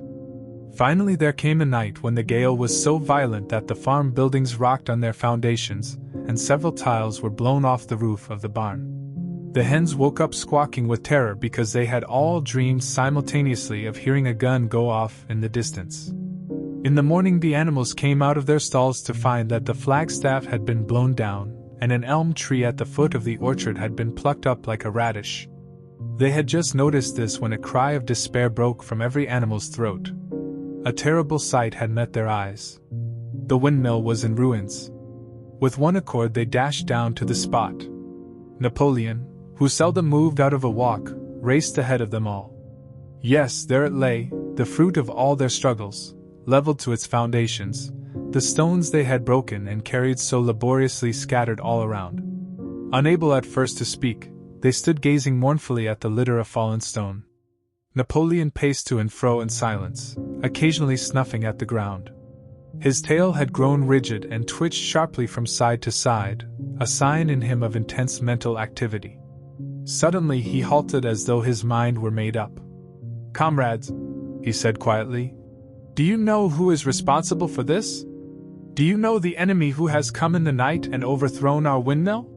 Snowball!" he suddenly roared in a voice of thunder. "Snowball has done this thing!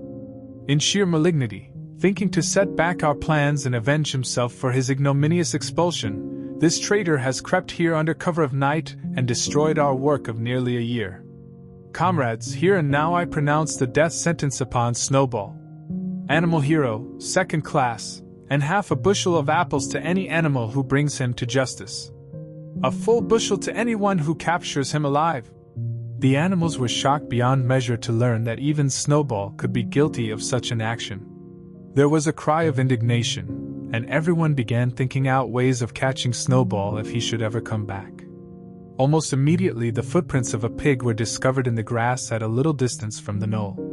They could only be traced for a few yards, but appeared to lead to a hole in the hedge.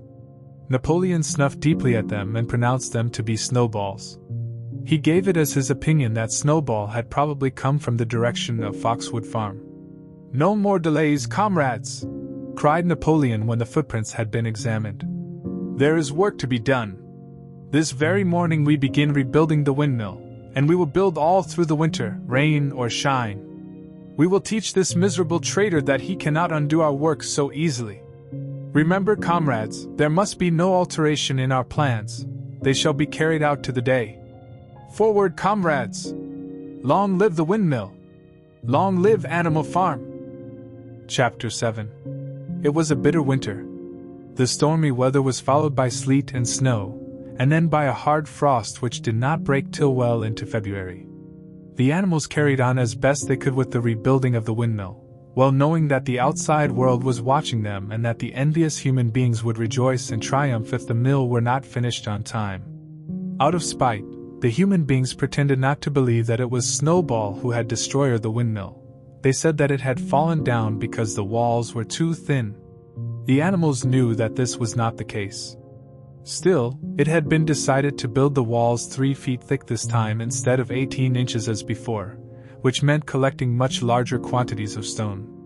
For a long time the quarry was full of snowdrifts, and nothing could be done. Some progress was made in the dry, frosty weather that followed, but it was cruel work, and the animals could not feel so hopeful about it as they had felt before. They were always cold, and usually hungry as well. Only Boxer and Clover never lost heart. Squealer made excellent speeches on the joy of service and the dignity of labor, but the other animals found more inspiration in Boxer's strength and his never-failing cry of, "I will work harder!" In January, food fell short. The corn ration was drastically reduced, and it was announced that an extra potato ration would be issued to make up for it. Then it was discovered that the greater part of the potato crop had been frosted in the clamps, which had not been covered thickly enough. The potatoes had become soft and discolored, and only a few were edible. 4 days at a time the animals had nothing to eat but chaff and mangles. Starvation seemed to stare them in the face. It was vitally necessary to conceal this fact from the outside world. Emboldened by the collapse of the windmill, the human beings were inventing fresh lies about Animal Farm. Once again it was being put about that all the animals were dying of famine and disease, and that they were continually fighting among themselves and had resorted to cannibalism and infanticide. Napoleon was well aware of the bad results that might follow if the real facts of the food situation were known, and he decided to make use of Mr. Whymper to spread a contrary impression. Hitherto the animals had had little or no contact with Whymper on his weekly visits. Now, however, a few selected animals, mostly sheep, were instructed to remark casually in his hearing that rations had been increased. In addition, Napoleon ordered the almost empty bins in the store shed to be filled nearly to the brim with sand, which was then covered up with what remained of the grain and meal. On some suitable pretext Whymper was led through the store shed and allowed to catch a glimpse of the bins. He was deceived, and continued to report to the outside world that there was no food shortage on Animal Farm. Nevertheless, towards the end of January it became obvious that it would be necessary to procure some more grain from somewhere. In these days Napoleon rarely appeared in public, but spent all his time in the farmhouse, which was guarded at each door by fierce-looking dogs. When he did emerge, it was in a ceremonial manner, with an escort of 6 dogs who closely surrounded him and growled if anyone came too near. Frequently he did not even appear on Sunday mornings, but issued his orders through one of the other pigs, usually Squealer. One Sunday morning Squealer announced that the hens, who had just come in to lay again, must surrender their eggs. Napoleon had accepted, through Whymper, a contract for 400 eggs a week. The price of these would pay for enough grain and meal to keep the farm going till summer came on, and conditions were easier. When the hens heard this, they raised a terrible outcry. They had been warned earlier that this sacrifice might be necessary, but had not believed that it would really happen.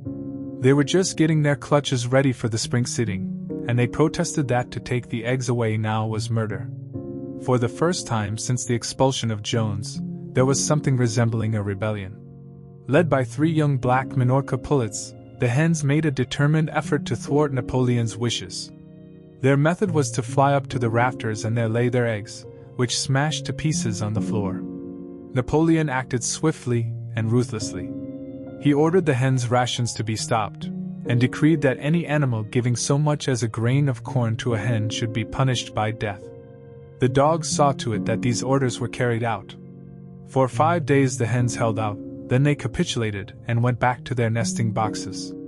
9 hens had died in the meantime. Their bodies were buried in the orchard, and it was given out that they had died of coccidiosis. Whymper heard nothing of this affair, and the eggs were duly delivered, a grocer's van driving up to the farm once a week to take them away. All this while no more had been seen of Snowball. He was rumored to be hiding on one of the neighboring farms, either Foxwood or Pinchfield. Napoleon was by this time on slightly better terms with the other farmers than before.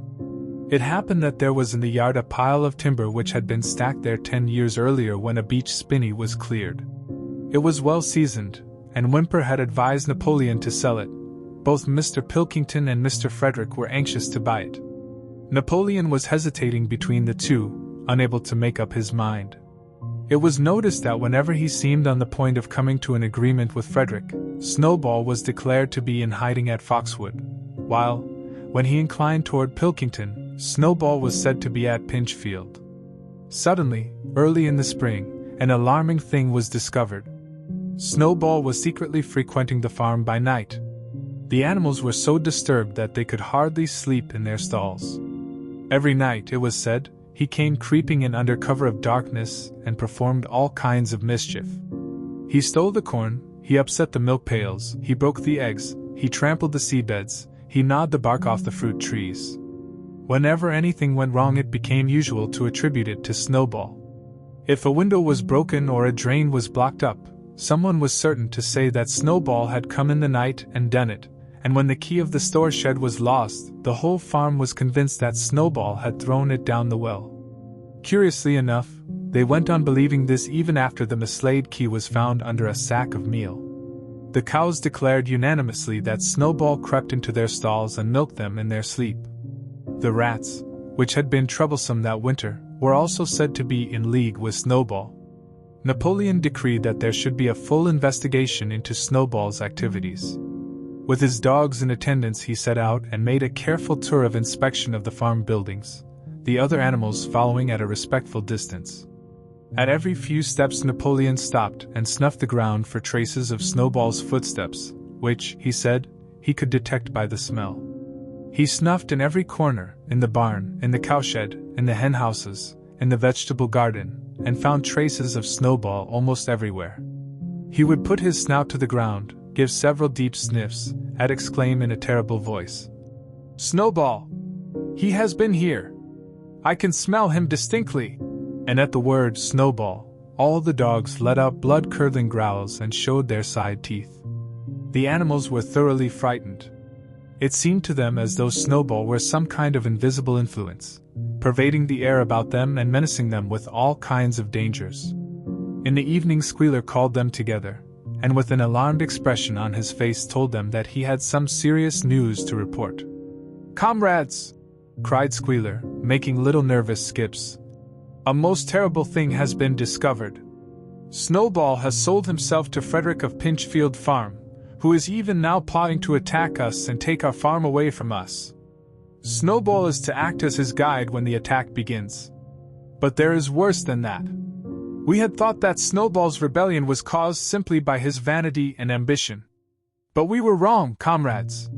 Do you know what the real reason was? Snowball was in league with Jones from the very start. He was Jones's secret agent all the time. It has all been proved by documents which he left behind him, and which we have only just discovered.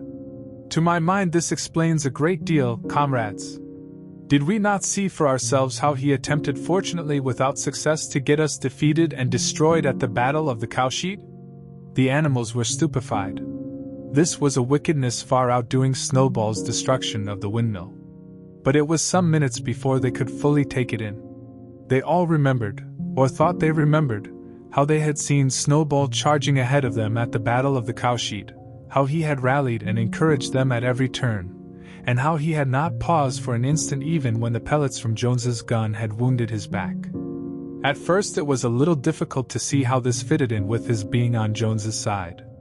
Even Boxer, who seldom asked questions, was puzzled.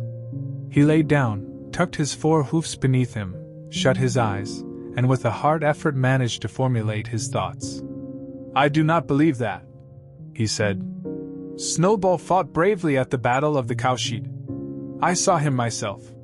Did we not give him Animal Hero, First Class, immediately afterwards? That was our mistake, comrade. For we know now it is all written down in the secret documents that we have found that in reality he was trying to lure us to our doom. But he was wounded," said Boxer. "We all saw him running with blood." "That was part of the arrangement," cried Squealer. "Jones's shot only grazed him. I could show you this in his own writing, if you were able to read it. The plot was for Snowball, at the critical moment, to give the signal for flight and leave the field to the enemy. And he very nearly succeeded. I will even say, comrades, he would have succeeded if it had not been for our heroic leader, Comrade Napoleon. Do you not remember how, just at the moment when Jones and his men had got inside the yard, Snowball suddenly turned and fled, and many animals followed him? And do you not remember, too, that it was just at that moment, when panic was spreading and all seemed lost, that Comrade Napoleon sprang forward with a cry of death to humanity, and sank his teeth in Jones's leg? Surely you remember that, comrades?" exclaimed Squealer, frisking from side to side. Now when Squealer described the scene so graphically, it seemed to the animals that they did remember it. At any rate, they remembered that at the critical moment of the battle Snowball had turned to flee. But Boxer was still a little uneasy. "I do not believe that Snowball was a traitor at the beginning," he said finally. "What he has done since is different. But I believe that at the Battle of the Cowshed he was a good comrade. Our leader, Comrade Napoleon," announced Squealer, speaking very slowly and firmly, "has stated categorically, comrade, that Snowball was Jones's agent from the very beginning, yes, and from long before the rebellion was ever thought of." "Ah, that is different," said Boxer. "If Comrade Napoleon says it, it must be right." "That is the true spirit, comrade," cried Squealer, but it was noticed he cast a very ugly look at Boxer with his little twinkling eyes. He turned to go, then paused and added impressively, "I warn every animal on this farm to keep his eyes very wide open. For we have reason to think that some of Snowball's secret agents are lurking among us at this moment." 4 days later, in the late afternoon, Napoleon ordered all the animals to assemble in the yard. When they were all gathered together, Napoleon emerged from the farmhouse, wearing both his medals, for he had recently awarded himself Animal Hero, First Class, and Animal Hero, Second Class, with his 9 huge dogs frisking round him and uttering growls that sent shivers down all the animals' spines. They all cowered silently in their places, seeming to know in advance that some terrible thing was about to happen. Napoleon stood sternly surveying his audience. Then he uttered a high-pitched whimper. Immediately the dogs bounded forward, seized 4 of the pigs by the ear and dragged them, squealing with pain and terror, to Napoleon's feet. The pigs' ears were bleeding, the dogs had tasted blood, and for a few moments they appeared to go quite mad. To the amazement of everybody, 3 of them flung themselves upon Boxer. Boxer saw them coming and put out his great hoof, caught a dog in midair, and pinned him to the ground. The dog shrieked for mercy and the other 2 fled with their tails between their legs. Boxer looked at Napoleon to know whether he should crush the dog to death or let it go. Napoleon appeared to change countenance, and sharply ordered Boxer to let the dog go, whereat Boxer lifted his hoof, and the dog slunk away, bruised and howling. Presently the tumult died down. The 4 pigs waited, trembling, with guilt written on every line of their countenances. Napoleon now called upon them to confess their crimes. They were the same 4 pigs as had protested when Napoleon abolished the Sunday meetings.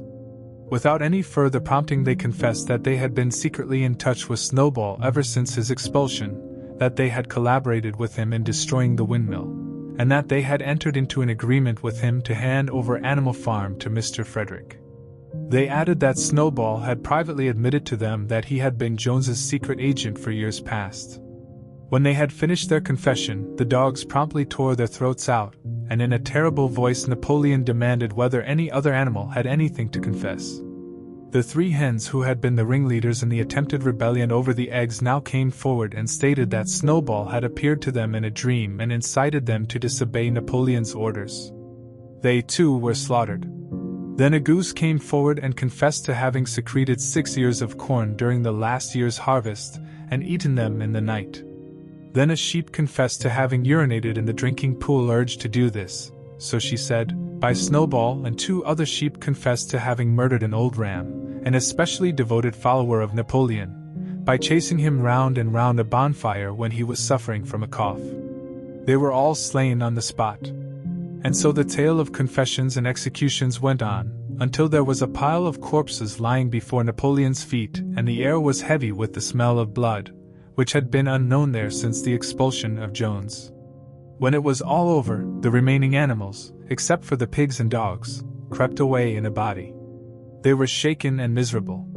They did not know which was more shocking, the treachery of the animals who had leagued themselves with Snowball, or the cruel retribution they had just witnessed.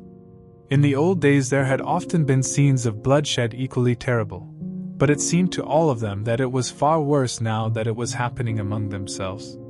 Since Jones had left the farm, until today, no animal had killed another animal.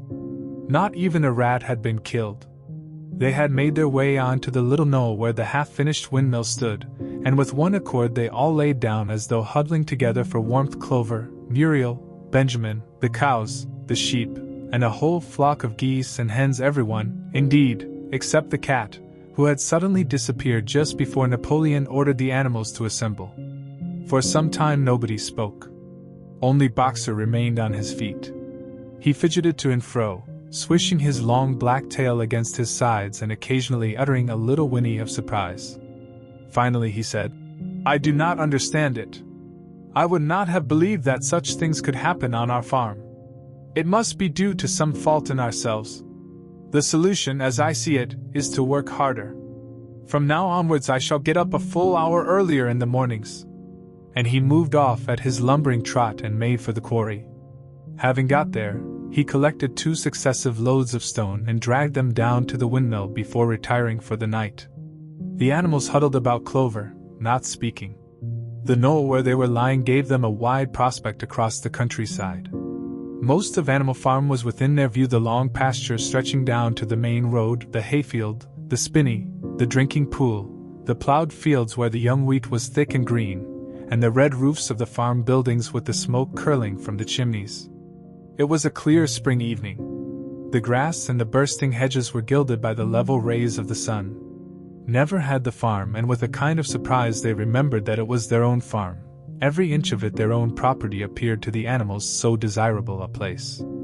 As Clover looked down the hillside her eyes filled with tears. If she could have spoken her thoughts, it would have been to say that this was not what they had aimed at when they had set themselves years ago to work for the overthrow of the human race. These scenes of terror and slaughter were not what they had looked forward to on that night when old Major first stirred them to rebellion. If she herself had had any picture of the future, it had been of a society of animals set free from hunger and the whip, all equal, each working according to his capacity, the strong protecting the weak, as she had protected the lost brood of ducklings with her foreleg on the night of Major's speech. Instead, she did not know why they had come to a time when no one dared speak his mind, when fierce, growling dogs roamed everywhere, and when you had to watch your comrades torn to pieces after confessing to shocking crimes. There was no thought of rebellion or disobedience in her mind. She knew that, even as things were, they were far better off than they had been in the days of Jones, and that before all else it was needful to prevent the return of the human beings. Whatever happened, she would remain faithful, work hard, carry out the orders that were given to her, and accept the leadership of Napoleon. But still, it was not for this that she and all the other animals had hoped and toiled. It was not for this that they had built the windmill and faced the bullets of Jones's gun. Such were her thoughts, though she lacked the words to express them. At last, feeling this to be in some way a substitute for the words she was unable to find, she began to sing Beasts of England. The other animals sitting round her took it up, and they sang it 3 times over very tunefully, but slowly and mournfully, in a way they had never sung it before. They had just finished singing it for the 3rd time when Squealer, attended by 2 dogs, approached them with the air of having something important to say. He announced that, by a special decree of Comrade Napoleon, Beasts of England had been abolished. From now onwards it was forbidden to sing it. The animals were taken aback. "Why?" cried Muriel. "It's no longer needed, comrade," said Squealer stiffly. "Beasts of England was the song of the rebellion. But the rebellion is now completed. The execution of the traitors this afternoon was the final act.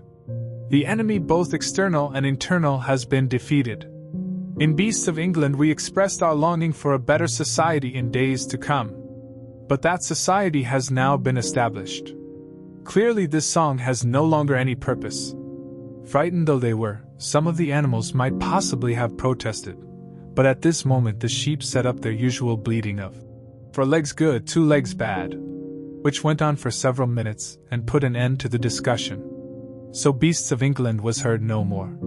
In its place Minimus, the poet, had composed another song which began, Animal Farm, never through me shalt thou come to harm.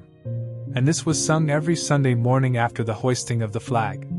But somehow neither the words nor the tune ever seemed to the animals to come up to Beasts of England. Chapter 8. A few days later, when the terror caused by the executions had died down, some of the animals remembered or thought they remembered that the 6th commandment decreed, "No animal shall kill any other animal." And though no one cared to mention it in the hearing of the pigs or the dogs, it was felt that the killings which had taken place did not square with this. Clover asked Benjamin to read her the 6th commandment, and when Benjamin, as usual, said that he refused to meddle in such matters, she fetched Muriel. Muriel read the commandment for her. It ran, "No animal shall kill any other animal without cause." Somehow or other, the last 2 words had slipped out of the animals' memory. But they saw now that the commandment had not been violated, for clearly there was good reason for killing the traitors who had leagued themselves with Snowball. Throughout the year the animals worked even harder than they had worked in the previous year. To rebuild the windmill, with walls twice as thick as before, and to finish it by the appointed date, together with the regular work of the farm, was a tremendous labor. There were times when it seemed to the animals that they worked longer hours and fed no better than they had done in Jones's day. On Sunday mornings Squealer, holding down a long strip of paper with his trotter, would read out to them lists of figures proving that the production of every class of foodstuff had increased by 200%, 300%, or 500%, as the case might be. The animals saw no reason to disbelieve him, especially as they could no longer remember very clearly what conditions had been like before the rebellion. All the same, there were days when they felt that they would sooner have had less figures and more food. All orders were now issued through Squealer or one of the other pigs. Napoleon himself was not seen in public as often as once in a fortnight. When he did appear, he was attended not only by his retinue of dogs but by a black cockerel who marched in front of him and acted as a kind of trumpeter, letting out a loud cock-a-doodle-doo before Napoleon spoke. Even in the farmhouse, it was said, Napoleon inhabited separate apartments from the others. He took his meals alone, with 2 dogs to wait upon him, and always ate from the Crown Derby dinner service which had been in the glass cupboard in the drawing room. It was also announced that the gun would be fired every year on Napoleon's birthday, as well as on the other 2 anniversaries. Napoleon was now never spoken of simply as Napoleon. He was always referred to in formal style as our leader, Comrade Napoleon. And this pigs liked to invent for him such titles as Father of all animals, Terror of mankind, Protector of the sheepfold, Duckling's friend, and the like. In his speeches, Squealer would talk with the tears rolling down his cheeks of Napoleon's wisdom, the goodness of his heart, and the deep love he bore to all animals everywhere, even and especially the unhappy animals who still lived in ignorance and slavery on other farms. It had become usual to give Napoleon the credit for every successful achievement and every stroke of good fortune. You would often hear one hen remark to another, "Under the guidance of our leader, Comrade Napoleon, I have laid 5 eggs in 6 days." Or two cows, enjoying a drink at the pool, would exclaim, "Thanks to the leadership of Comrade Napoleon, how excellent this water tastes!" The general feeling on the farm was well expressed in a poem entitled Comrade Napoleon, which was composed by Minimus, and which ran as follows: Friend of fatherless, fountain of happiness, Lord of the swill bucket. Oh, how my soul is on fire when I gaze at thy calm and commanding eye, like the sun in the sky, Comrade Napoleon. Thou art the giver of all that thy creatures love, full belly twice a day, clean straw to roll upon. Every beast great or small sleeps at peace in his stall. Thou watchest over all, Comrade Napoleon. Had I a sucking pig, ere he had grown as big even as a pint bottle or as a rolling pin, he should have learned to be faithful and true to thee. Yes, his first squeak should be, Comrade Napoleon! Napoleon approved of this poem and caused it to be inscribed on the wall of the big barn, at the opposite end from the 7 Commandments. It was surmounted by a portrait of Napoleon, in profile, executed by Squealer in white paint. Meanwhile, through the agency of Whymper, Napoleon was engaged in complicated negotiations with Frederick and Pilkington. The pile of timber was still unsold. Of the two, Frederick was the more anxious to get hold of it, but he would not offer a reasonable price. At the same time, there were renewed rumors that Frederick and his men were plotting to attack Animal Farm and to destroy the windmill, the building of which had aroused furious jealousy in him. Snowball was known to be still skulking on Pinchfield Farm. In the middle of the summer, the animals were alarmed to hear that 3 hens had come forward and confessed that, inspired by Snowball, they had entered into a plot to murder Napoleon. They were executed immediately, and fresh precautions for Napoleon's safety were taken. 4 dogs guarded his bed at night, 1 at each corner, and a young pig named Pink-Eye was given the task of tasting all his food before he ate it, lest it should be poisoned. At about the same time, it was given out that Napoleon had arranged to sell the pile of timber to Mr. Pilkington. He was also going to enter into a regular agreement for the exchange of certain products between Animal Farm and Foxwood. The relations between Napoleon and Pilkington, though they were only conducted through Whymper, were now almost friendly. The animals distrusted Pilkington as a human being, but greatly preferred him to Frederick, whom they both feared and hated.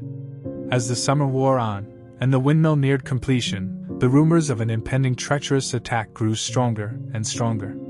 Frederick, it was said, intended to bring against them 20 men all armed with guns, and he had already bribed the magistrates and police, so that if he could once get hold of the title deeds of Animal Farm, they would ask no questions.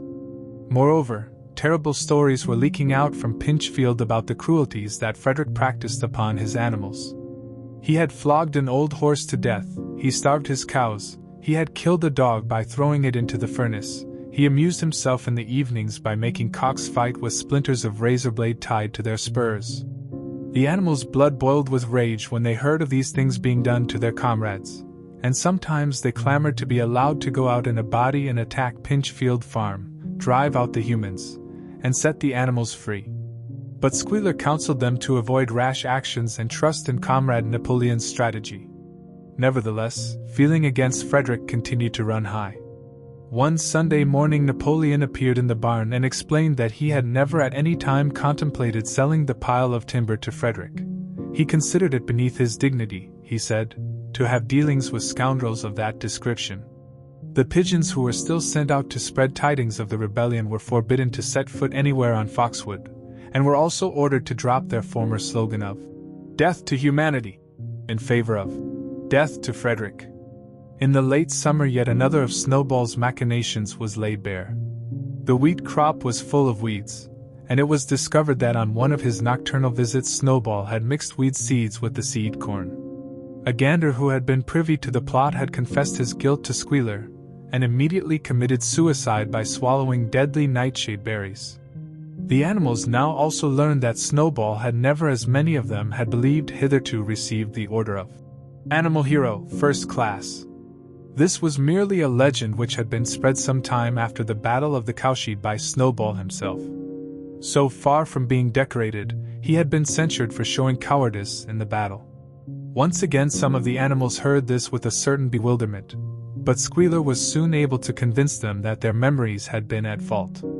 In the autumn, by a tremendous, exhausting effort for the harvest had to be gathered at almost the same time the windmill was finished. The machinery had still to be installed, and Whymper was negotiating the purchase of it, but the structure was completed. In the teeth of every difficulty, in spite of inexperience, of primitive implements, of bad luck and of Snowball's treachery, the work had been finished punctually to the very day.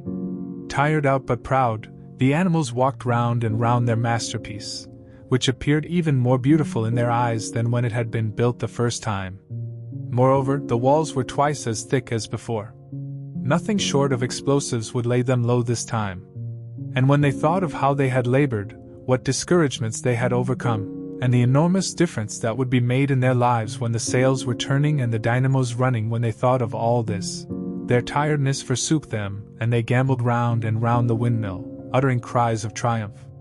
Napoleon himself, attended by his dogs and his cockerel, came down to inspect the completed work. He personally congratulated the animals on their achievement, and announced that the mill would be named Napoleon Mill. 2 days later the animals were called together for a special meeting in the barn. They were struck dumb with surprise when Napoleon announced that he had sold the pile of timber to Frederick. Tomorrow Frederick's wagons would arrive and begin carting it away. Throughout the whole period of his seeming friendship with Pilkington, Napoleon had really been in secret agreement with Frederick. All relations with Foxwood had been broken off. Insulting messages had been sent to Pilkington.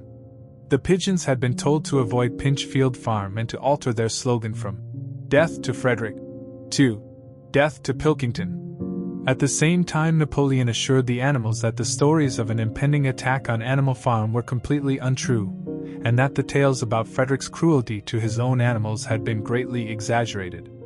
All these rumors had probably originated with Snowball and his agents. It now appeared that Snowball was not, after all, hiding on Pinchfield Farm, and in fact had never been there in his life. He was living in considerable luxury, so it was said at Foxwood, and had in reality been a pensioner of Pilkington for years past. The pigs were in ecstasies over Napoleon's cunning. By seeming to be friendly with Pilkington he had forced Frederick to raise his price by £12. But the superior quality of Napoleon's mind, said Squealer, was shown in the fact that he trusted nobody, not even Frederick. Frederick had wanted to pay for the timber with something called a check, which, it seemed, was a piece of paper with a promise to pay written upon it. But Napoleon was too clever for him. He had demanded payment in real £5 notes, which were to be handed over before the timber was removed. Already Frederick had paid up, and the sum he had paid was just enough to buy the machinery for the windmill. Meanwhile the timber was being carted away at high speed. When it was all gone, another special meeting was held in the barn for the animals to inspect Frederick's banknotes.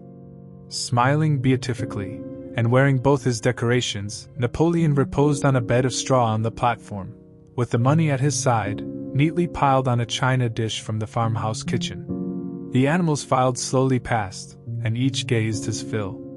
And Boxer put out his nose to sniff at the banknotes, and the flimsy white thing stirred and rustled in his breath. 3 days later there was a terrible hullabaloo. Whymper, his face deadly pale, came racing up the path on his bicycle, flung it down in the yard and rushed straight into the farmhouse. The next moment a choking roar of rage sounded from Napoleon's apartments. The news of what had happened sped round the farm like wildfire. The banknotes were forgeries. Frederick had got the timber for nothing. Napoleon called the animals together immediately, and in a terrible voice pronounced the death sentence upon Frederick. When captured, he said, Frederick should be boiled alive. At the same time he warned them that after this treacherous deed the worst was to be expected. Frederick and his men might make their long-expected attack at any moment. Sentinels were placed at all the approaches to the farm. In addition, 4 pigeons were sent to Foxwood with a conciliatory message, which it was hoped might re-establish good relations with Pilkington. The very next morning the attack came. The animals were at breakfast when the lookouts came racing in with the news that Frederick and his followers had already come through the 5-barred gate. Boldly enough the animals sallied forth to meet them, but this time they did not have the easy victory that they had had in the Battle of the Cowshed. There were 15 men, with half a dozen guns between them, and they opened fire as soon as they got within 50 yards. The animals could not face the terrible explosions and the stinging pellets, and in spite of the efforts of Napoleon and Boxer to rally them, they were soon driven back. A number of them were already wounded. They took refuge in the farm buildings and peeped cautiously out from chinks and knotholes. The whole of the big pasture, including the windmill, was in the hands of the enemy. For the moment even Napoleon seemed at a loss. He paced up and down without a word, his tail rigid and twitching. Wistful glances were sent in the direction of Foxwood. If Pilkington and his men would help them, the day might yet be won. But at this moment the 4 pigeons, who had been sent out on the day before, returned, one of them bearing a scrap of paper from Pilkington. On it was penciled the words, "Serves you right." Meanwhile Frederick and his men had halted about the windmill. The animals watched them, and a murmur of dismay went round. 2 of the men had produced a crowbar and a sledge-hammer. They were going to knock the windmill down. "Impossible!" cried Napoleon. "We have built the walls far too thick for that. They could not knock it down in a week. Courage, comrades!" But Benjamin was watching the movements of the men intently. The 2 with the hammer and the crowbar were drilling a hole near the base of the windmill. Slowly, and with an air almost of amusement, Benjamin nodded his long muzzle. "I thought so," he said. "Do you not see what they are doing? In another moment they are going to pack blasting powder into that hole." Terrified, the animals waited. It was impossible now to venture out of the shelter of the buildings. After a few minutes the men were seen to be running in all directions. Then there was a deafening roar. The pigeons swirled into the air, and all the animals, except Napoleon, flung themselves flat on their bellies and hid their faces.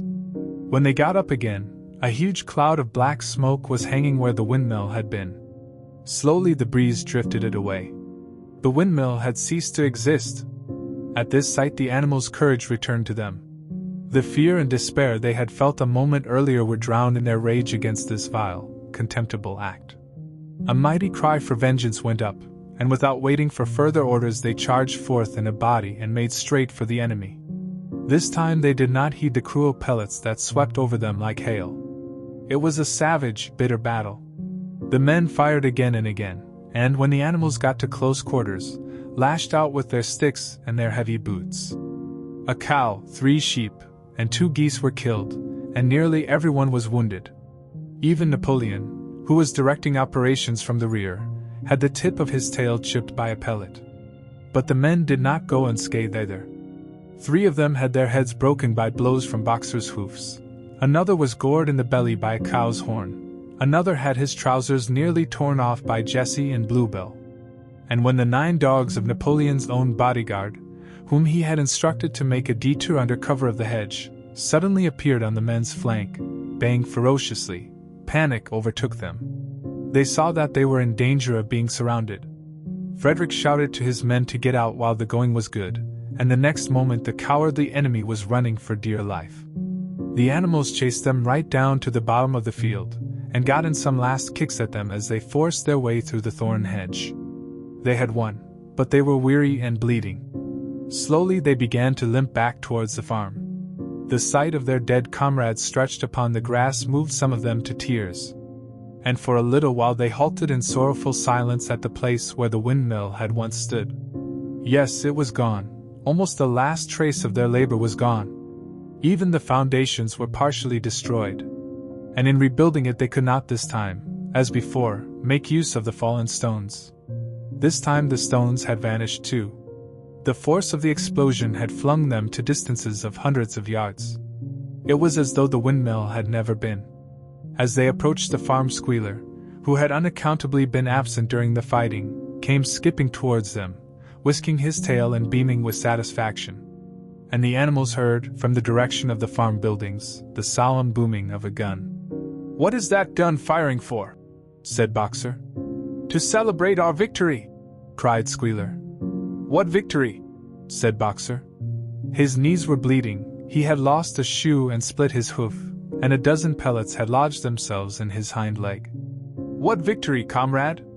Have we not driven the enemy off our soil, the sacred soil of Animal Farm? But they have destroyed the windmill. And we had worked on it for 2 years. What matter? We will build another windmill. We will build 6 windmills if we feel like it. You do not appreciate, comrade, the mighty thing that we have done. The enemy was in occupation of this very ground that we stand upon. And now, thanks to the leadership of Comrade Napoleon, we have won every inch of it back again. Then we have won back what we had before, said Boxer. That is our victory, said Squealer. They limped into the yard. The pellets under the skin of Boxer's legs smarted painfully. He saw ahead of him the heavy labor of rebuilding the windmill from the foundations, and already in imagination he braced himself for the task. But for the first time it occurred to him that he was 11 years old, and that perhaps his great muscles were not quite what they had once been. But when the animals saw the green flag flying, and heard the gun firing again 7 times it was fired in all, and heard the speech that Napoleon made, congratulating them on their conduct, it did seem to them after all that they had won a great victory. The animals slain in the battle were given a solemn funeral. Boxer and Clover pulled the wagon which served as a hearse, and Napoleon himself walked at the head of the procession. 2 whole days were given over to celebrations. There were songs, speeches, and more firing of the gun, and a special gift of an apple was bestowed on every animal, with 2 ounces of corn for each bird and 3 biscuits for each dog. It was announced that the battle would be called the Battle of the Windmill, and that Napoleon had created a new decoration, the Order of the Green Banner, which he had conferred upon himself. In the general rejoicings, the unfortunate affair of the banknotes was forgotten. It was a few days later than this that the pigs came upon a case of whiskey in the cellars of the farmhouse. It had been overlooked at the time when the house was first occupied. That night there came from the farmhouse the sound of loud singing, in which, to everyone's surprise, the strains of Beasts of England were mixed up. At about 9:30 Napoleon, wearing an old bowler hat of Mr. Jones's, was distinctly seen to emerge from the back door, gallop rapidly round the yard, and disappear indoors again. But in the morning a deep silence hung over the farmhouse. Not a pig appeared to be stirring. It was nearly 9 o'clock when Squealer made his appearance, walking slowly and dejectedly, his eyes dull, his tail hanging limply behind him, and with every appearance of being seriously ill. He called the animals together, and told them that he had a terrible piece of news to impart. Comrade Napoleon was dying. A cry of lamentation went up. Straw was laid down outside the doors of the farmhouse, and the animals walked on tiptoe. With tears in their eyes they asked one another what they should do if their leader were taken away from them. A rumor went round that Snowball had after all contrived to introduce poison into Napoleon's food. At 11 o'clock Squealer came out to make another announcement. As his last act upon earth, Comrade Napoleon had pronounced a solemn decree: the drinking of alcohol was to be punished by death. By the evening, however, Napoleon appeared to be somewhat better, and the following morning Squealer was able to tell them that he was well on the way to recovery. By the evening of that day Napoleon was back at work, and on the next day it was learned that he had instructed Whymper to purchase in Willingdon some booklets on brewing and distilling. A week later Napoleon gave orders that the small paddock beyond the orchard, which it had previously been intended to set aside as a grazing ground for animals who were past work, was to be plowed up. It was given out that the pasture was exhausted and needed reseeding, but it soon became known that Napoleon intended to sow it with barley. About this time there occurred a strange incident which hardly anyone was able to understand. One night at about 12 o'clock there was a loud crash in the yard, and the animals rushed out of their stalls. It was a moonlit night. At the foot of the end wall of the big barn, where the 7 commandments were written, there lay a ladder broken in 2 pieces. Squealer, temporarily stunned, was sprawling beside it, and near at hand there lay a lantern, a paintbrush, and an overturned pot of white paint. The dogs immediately made a ring round Squealer, and escorted him back to the farmhouse as soon as he was able to walk. None of the animals could form any idea as to what this meant, except old Benjamin, who nodded his muzzle with a knowing air, and seemed to understand, but would say nothing. But a few days later Muriel, reading over the 7 commandments to herself, noticed that there was yet another of them which the animals had remembered wrong. They had thought the 5th commandment was, "No animal shall drink alcohol," but there were 2 words that they had forgotten. Actually the commandment read, No animal shall drink alcohol to excess. Chapter 9. Boxer's split hoof was a long time in healing. They had started the rebuilding of the windmill the day after the victory celebrations were ended. Boxer refused to take even a day off work, and made it a point of honor not to let it be seen that he was in pain. In the evenings he would admit privately to Clover that the hoof troubled him a great deal. Clover treated the hoof with poultices of herbs which she prepared by chewing them, and both she and Benjamin urged Boxer to work less hard. "A horse's lungs do not last forever," she said to him. But Boxer would not listen. He had, he said, only one real ambition left: to see the windmill well underway before he reached the age for retirement. At the beginning, when the laws of Animal Farm were first formulated, the retiring age had been fixed for horses and pigs at 12, for cows at 14, for dogs at 9, for sheep at 7, and for hens and geese at 5. Liberal old age pensions had been agreed upon. As yet no animal had actually retired on pension, but of late the subject had been discussed more and more. Now that the small field beyond the orchard had been set aside for barley, it was rumored that a corner of the large pasture was to be fenced off and turned into a grazing ground for superannuated animals. For a horse, it was said, the pension would be 5 pounds of corn a day, and in winter, 15 pounds of hay, with a carrot or possibly an apple on public holidays. Boxer's 12th birthday was due in the late summer of the following year. Meanwhile life was hard. The winter was as cold as the last one had been, and food was even shorter. Once again all rations were reduced, except those of the pigs and the dogs.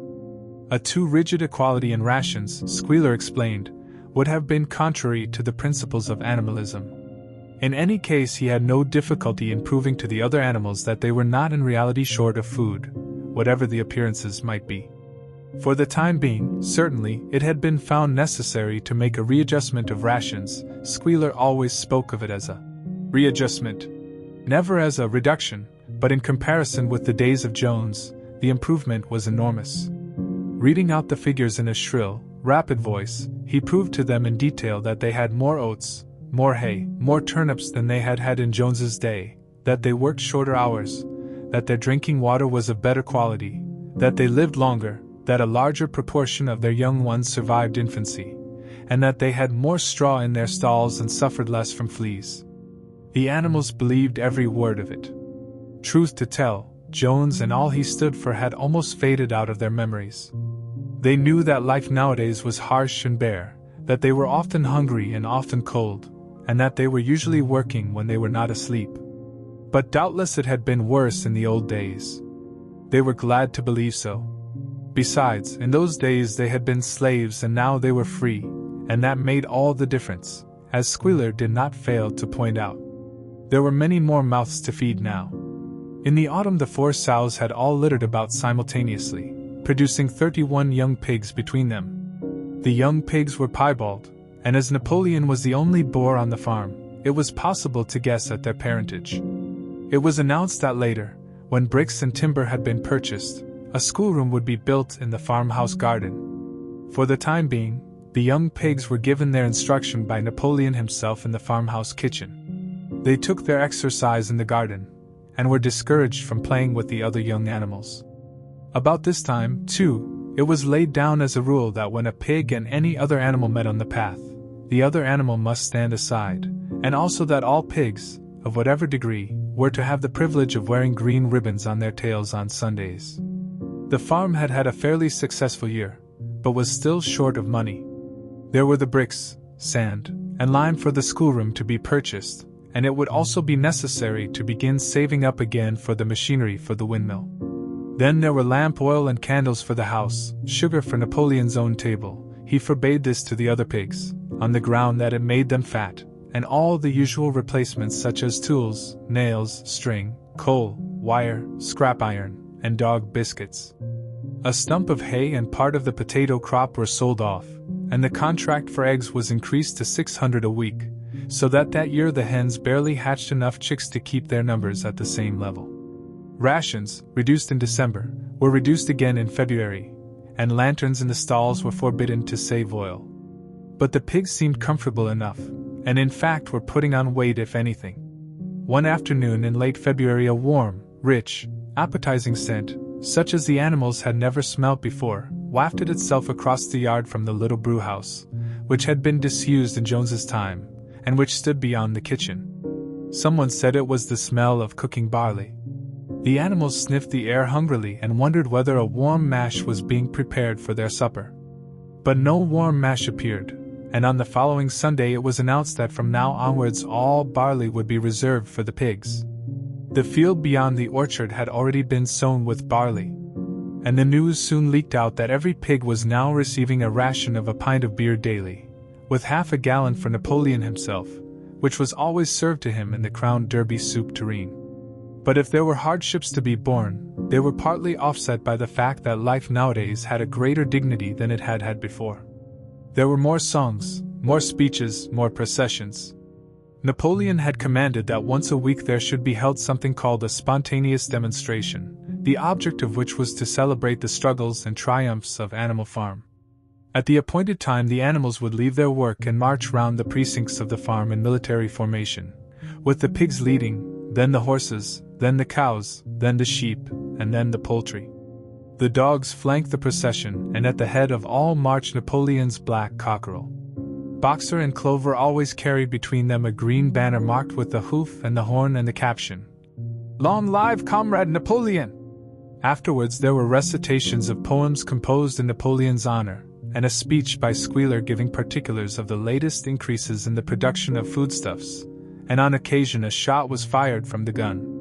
The sheep were the greatest devotees of the spontaneous demonstration, and if anyone complained, as a few animals sometimes did, when no pigs or dogs were near, that they wasted time and meant a lot of standing about in the cold, the sheep were sure to silence him with a tremendous bleating of, "4 legs good, 2 legs bad."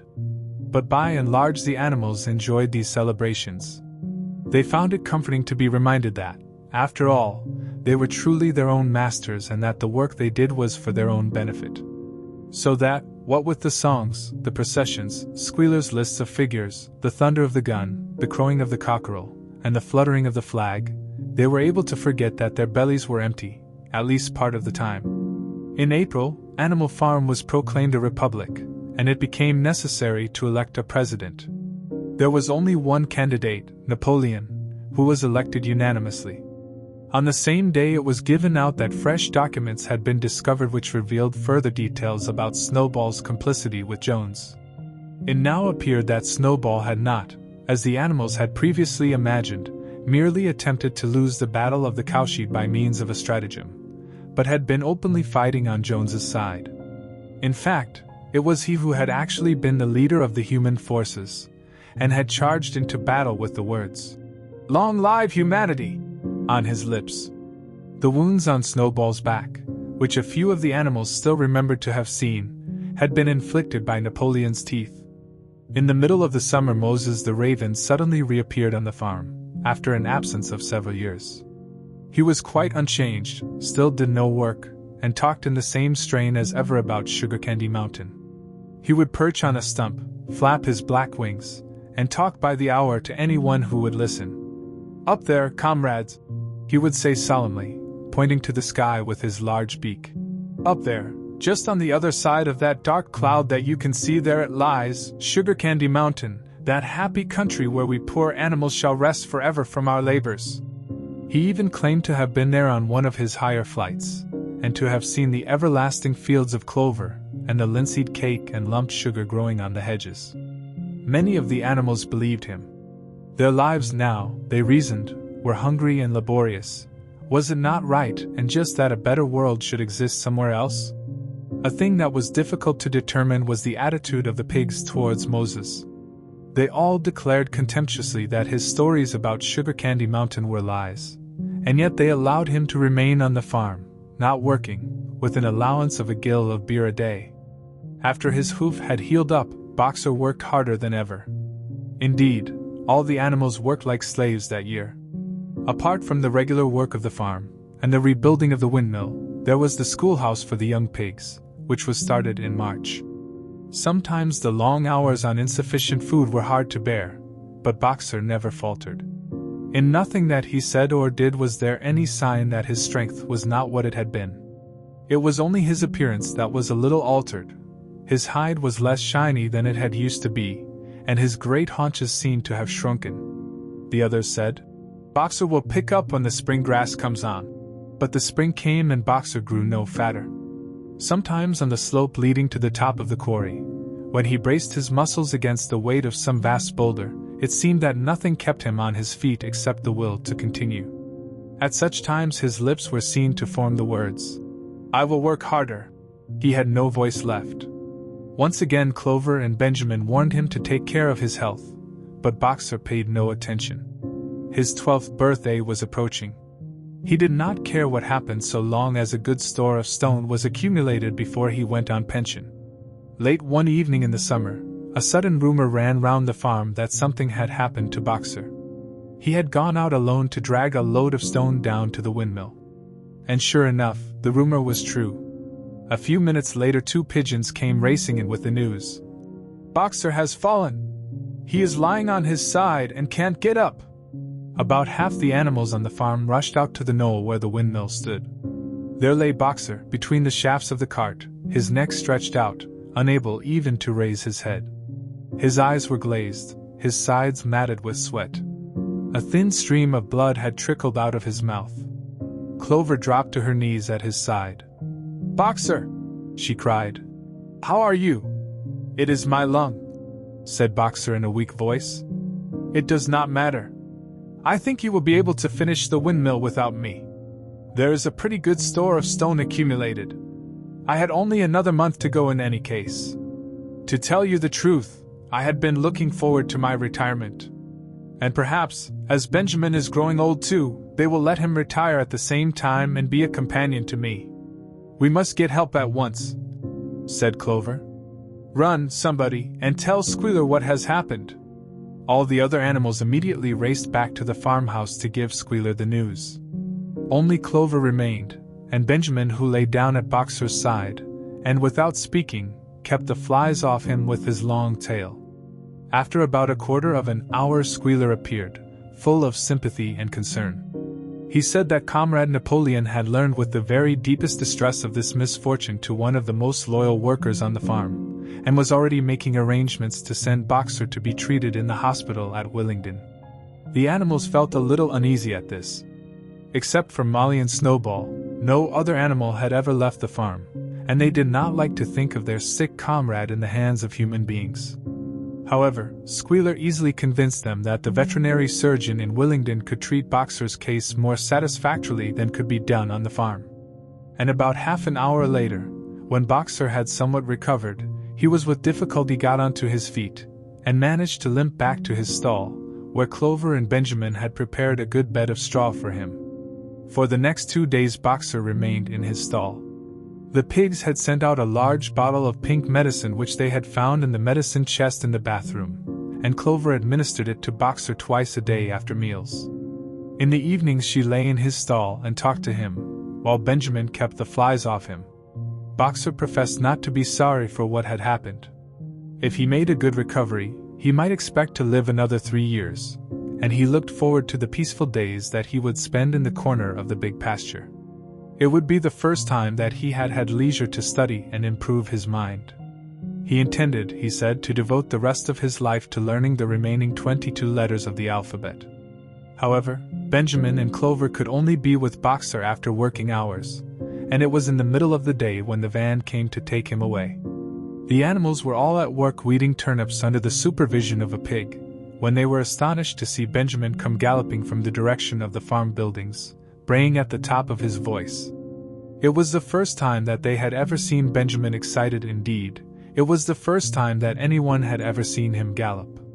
"Quick, quick!" he shouted. "Come at once! They're taking Boxer away!" Without waiting for orders from the pig, the animals broke off work and raced back to the farm buildings. Sure enough, there in the yard was a large closed van, drawn by 2 horses, with lettering on its side and a sly-looking man in a low-crowned bowler hat sitting on the driver's seat. And Boxer's stall was empty.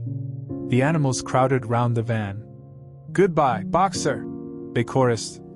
"Goodbye!" "Fools! Fools!" shouted Benjamin, prancing round them and stamping the earth with his small hoofs. "Fools! Do you not see what is written on the side of that van?" That gave the animals pause, and there was a hush.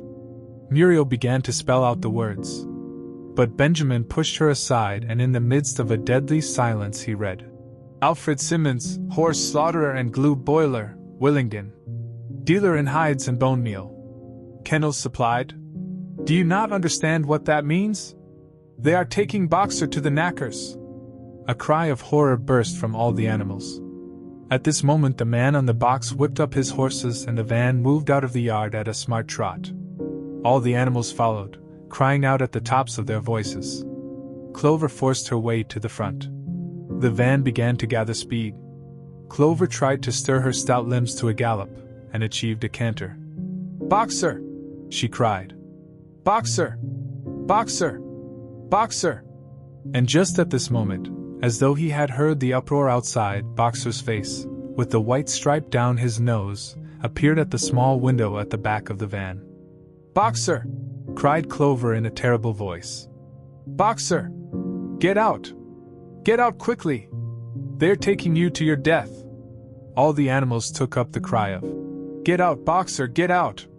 But the van was already gathering speed and drawing away from them.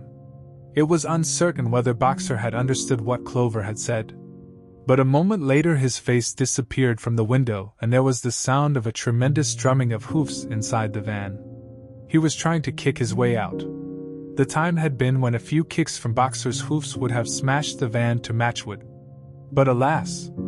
His strength had left him, and in a few moments the sound of drumming hoofs grew fainter and died away.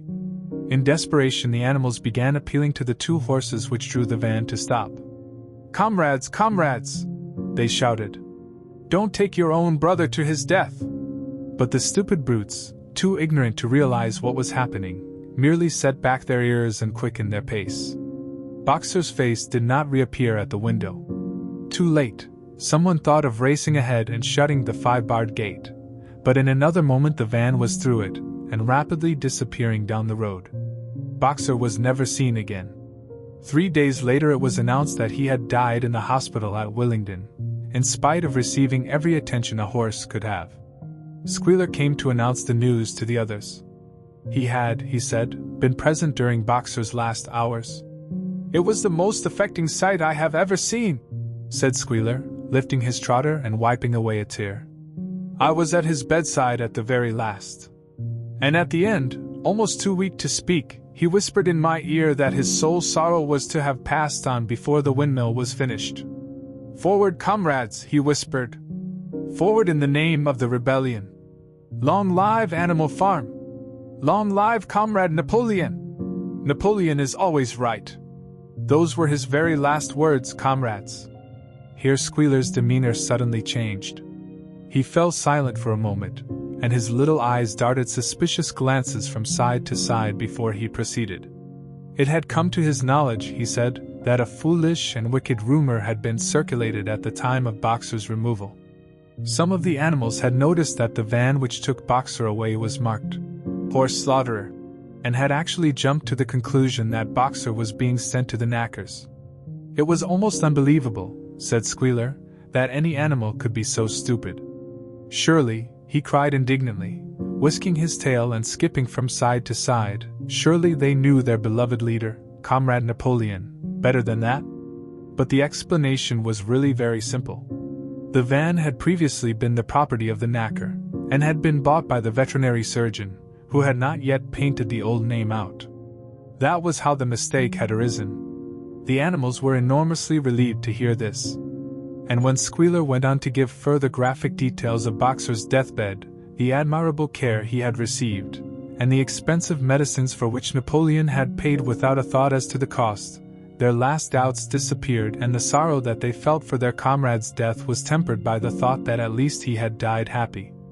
Napoleon himself appeared at the meeting on the following Sunday morning and pronounced a short oration in Boxer's honor. It had not been possible, he said, to bring back their lamented comrade's remains for interment on the farm, but he had ordered a large wreath to be made from the laurels in the farmhouse garden and sent down to be placed on Boxer's grave. and in a few days' time the pigs intended to hold a memorial banquet in Boxer's honor. Napoleon ended his speech with a reminder of Boxer's two favorite maxims. "I will work harder," and "Comrade Napoleon is always right." Maxims, he said, which every animal would do well to adopt as his own. On the day appointed for the banquet, a grocer's van drove up from Willingdon and delivered a large wooden crate at the farmhouse. That night there was the sound of uproarious singing, which was followed by what sounded like a violent quarrel and ended at about 11 o'clock with a tremendous crash of glass. No one stirred in the farmhouse before noon on the following day, and the word went round that from somewhere or other the pigs had acquired the money to buy themselves another case of whiskey. Chapter 10. 10 years passed. The seasons came and went, the short animal lives fled by. A time came when there was no one who remembered the old days before the rebellion, except Clover, Benjamin, Moses the raven, and a number of the pigs. Muriel was dead, Bluebell, Jessie, and Pincher were dead. Jones too was dead. He had died in an inebriate's home in another part of the country. Snowball was forgotten. Boxer was forgotten, except by the few who had known him. Clover was an old stout mare now, stiff in the joints and with a tendency to rheumy eyes. She was 2 years past the retiring age, but in fact no animal had ever actually retired. The talk of setting aside a corner of the pasture for superannuated animals had long since been dropped. Napoleon was now a mature boar of 24 stone. Squealer was so fat that he could with difficulty see out of his eyes. Only old Benjamin was much the same as ever, except for being a little grayer about the muzzle, and since Boxer's death, more morose and taciturn than ever. There were many more creatures on the farm now, though the increase was not so great as had been expected in earlier years. Many animals had been born to whom the rebellion was only a dim tradition, passed on by word of mouth, and others had been bought who had never heard mention of such a thing before their arrival. The farm possessed 3 horses now besides Clover. They were fine upstanding beasts, willing workers and good comrades, but very stupid. None of them proved able to learn the alphabet beyond the letter B. They accepted everything that they were told about the rebellion and the principles of animalism, especially from Clover, for whom they had an almost filial respect, but it was doubtful whether they understood very much of it. The farm was more prosperous now, and better organized. It had even been enlarged by 2 fields which had been bought from Mr. Pilkington. The windmill had been successfully completed at last, and the farm possessed a threshing machine and a hay elevator of its own, and various new buildings had been added to it. Whymper had bought himself a dog-cart. The windmill, however, had not after all been used for generating electrical power. It was used for milling corn, and brought in a handsome money profit. The animals were hard at work building yet another windmill. When that one was finished, so it was said, the dynamos would be installed. But the luxuries of which Snowball had once taught the animals to dream, the stalls with electric light and hot and cold water, and the 3-day week, were no longer talked about. Napoleon had denounced such ideas as contrary to the spirit of animalism. The truest happiness, he said, lay in working hard and living frugally. Somehow it seemed as though the farm had grown richer without making the animals themselves any richer except, of course, for the pigs and the dogs. Perhaps this was partly because there were so many pigs and so many dogs. It was not that these creatures did not work, after their fashion. There was, as Squealer was never tired of explaining, endless work in the supervision and organization of the farm. Much of this work was of a kind that the other animals were too ignorant to understand. For example, Squealer told them that the pigs had to expend enormous labors every day upon mysterious things called files, reports, minutes, and memoranda. These were large sheets of paper which had to be closely covered with writing, and as soon as they were so covered, they were burnt in the furnace. This was of the highest importance for the welfare of the farm, Squealer said. But still, neither pigs nor dogs produced any food by their own labor, and there were very many of them, and their appetites were always good. As for the others, their life, so far as they knew, was as it had always been. They were generally hungry, they slept on straw, they drank from the pool, they labored in the fields. In winter they were troubled by the cold, and in summer by the flies. Sometimes the older ones among them racked their dim memories and tried to determine whether in the early days of the rebellion, when Jones's expulsion was still recent, things had been better or worse than now. They could not remember. There was nothing with which they could compare their present lives. They had nothing to go upon except Squealer's lists of figures, which invariably demonstrated that everything was getting better and better. The animals found the problem insoluble. In any case, they had little time for speculating on such things now. Only old Benjamin professed to remember every detail of his long life and to know that things never had been, nor ever could be much better or much worse, hunger, hardship, and disappointment being, so he said, the unalterable law of life. And yet the animals never gave up hope.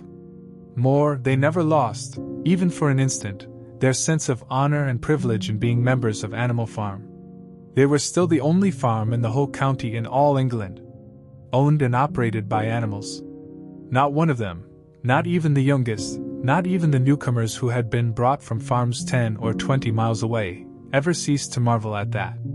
And when they heard the gun booming and saw the green flag fluttering at the masthead, their hearts swelled with imperishable pride, and the talk turned always towards the old heroic days, the expulsion of Jones, the writing of the 7 Commandments, the great battles in which the human invaders had been defeated. None of the old dreams had been abandoned. The Republic of the Animals which Major had foretold, when the green fields of England should be untrodden by human feet, was still believed in. Some day it was coming. It might not be soon, it might not be within the lifetime of any animal now living, but still it was coming. Even the tune of Beasts of England was perhaps hummed secretly here and there. At any rate, it was a fact that every animal on the farm knew it, though no one would have dared to sing it aloud. It might be that their lives were hard and that not all of their hopes had been fulfilled, but they were conscious that they were not as other animals. If they went hungry, it was not from feeding tyrannical human beings. If they worked hard, at least they worked for themselves. No creature among them went upon 2 legs. No creature called any other creature master. All animals were equal. One day in early summer, Squealer ordered the sheep to follow him, and led them out to a piece of waste ground at the other end of the farm, which had become overgrown with birch saplings. The sheep spent the whole day there browsing at the leaves under Squealer's supervision. In the evening he returned to the farmhouse himself, but, as it was warm weather, told the sheep to stay where they were. It ended by their remaining there for a whole week, during which time the other animals saw nothing of them. Squealer was with them for the greater part of every day. He was, he said, teaching them to sing a new song, for which privacy was needed. It was just after the sheep had returned, on a pleasant evening when the animals had finished work and were making their way back to the farm buildings, that the terrified neighing of a horse sounded from the yard. Startled, the animals stopped in their tracks. It was Clover's voice. She neighed again, and all the animals broke into a gallop and rushed into the yard. Then they saw what Clover had seen. It was a pig walking on his hind legs. Yes, it was Squealer. A little awkwardly, as though not quite used to supporting his considerable bulk in that position, but with perfect balance, he was strolling across the yard. And a moment later, out from the door of the farmhouse came a long file of pigs, all walking on their hind legs. Some did it better than others. 1 or 2 were even a trifle unsteady and looked as though they would have liked the support of a stick, but every one of them made his way right round the yard successfully. And finally there was a tremendous baying of dogs and a shrill crowing from the black cockerel, and out came Napoleon himself, majestically upright, casting haughty glances from side to side, and with his dogs gambolling round him. He carried a whip in his trotter. There was a deadly silence. Amazed, terrified, huddling together, the animals watched a long line of pigs march slowly round the yard. It was as though the world had turned upside down. Then there came a moment when the first shock had worn off and when, in spite of everything, in spite of their terror of the dogs, and of the habit, developed through long years, of never complaining, never criticizing, no matter what happened they might have uttered some word of protest. But just at that moment, as though at a signal, all the sheep burst out into a tremendous bleating of, "4 legs good, 2 legs better! 4 legs good, 2 legs better! 4 legs good, 2 legs better!" It went on for 5 minutes without stopping. and by the time the sheep had quieted down, the chance to utter any protest had passed, for the pigs had marched back into the farmhouse. Benjamin felt a nose nuzzling at his shoulder. He looked round. It was Clover. Her old eyes looked dimmer than ever. Without saying anything, she tugged gently at his mane and led him round to the end of the big barn, where the 7 commandments were written. For a minute or two they stood gazing at the tattered wall with its white lettering. "My sight is failing," she said finally. "Even when I was young I could not have read what was written there. But it appears to me that that wall looks different. Are the 7 commandments the same as they used to be, Benjamin?"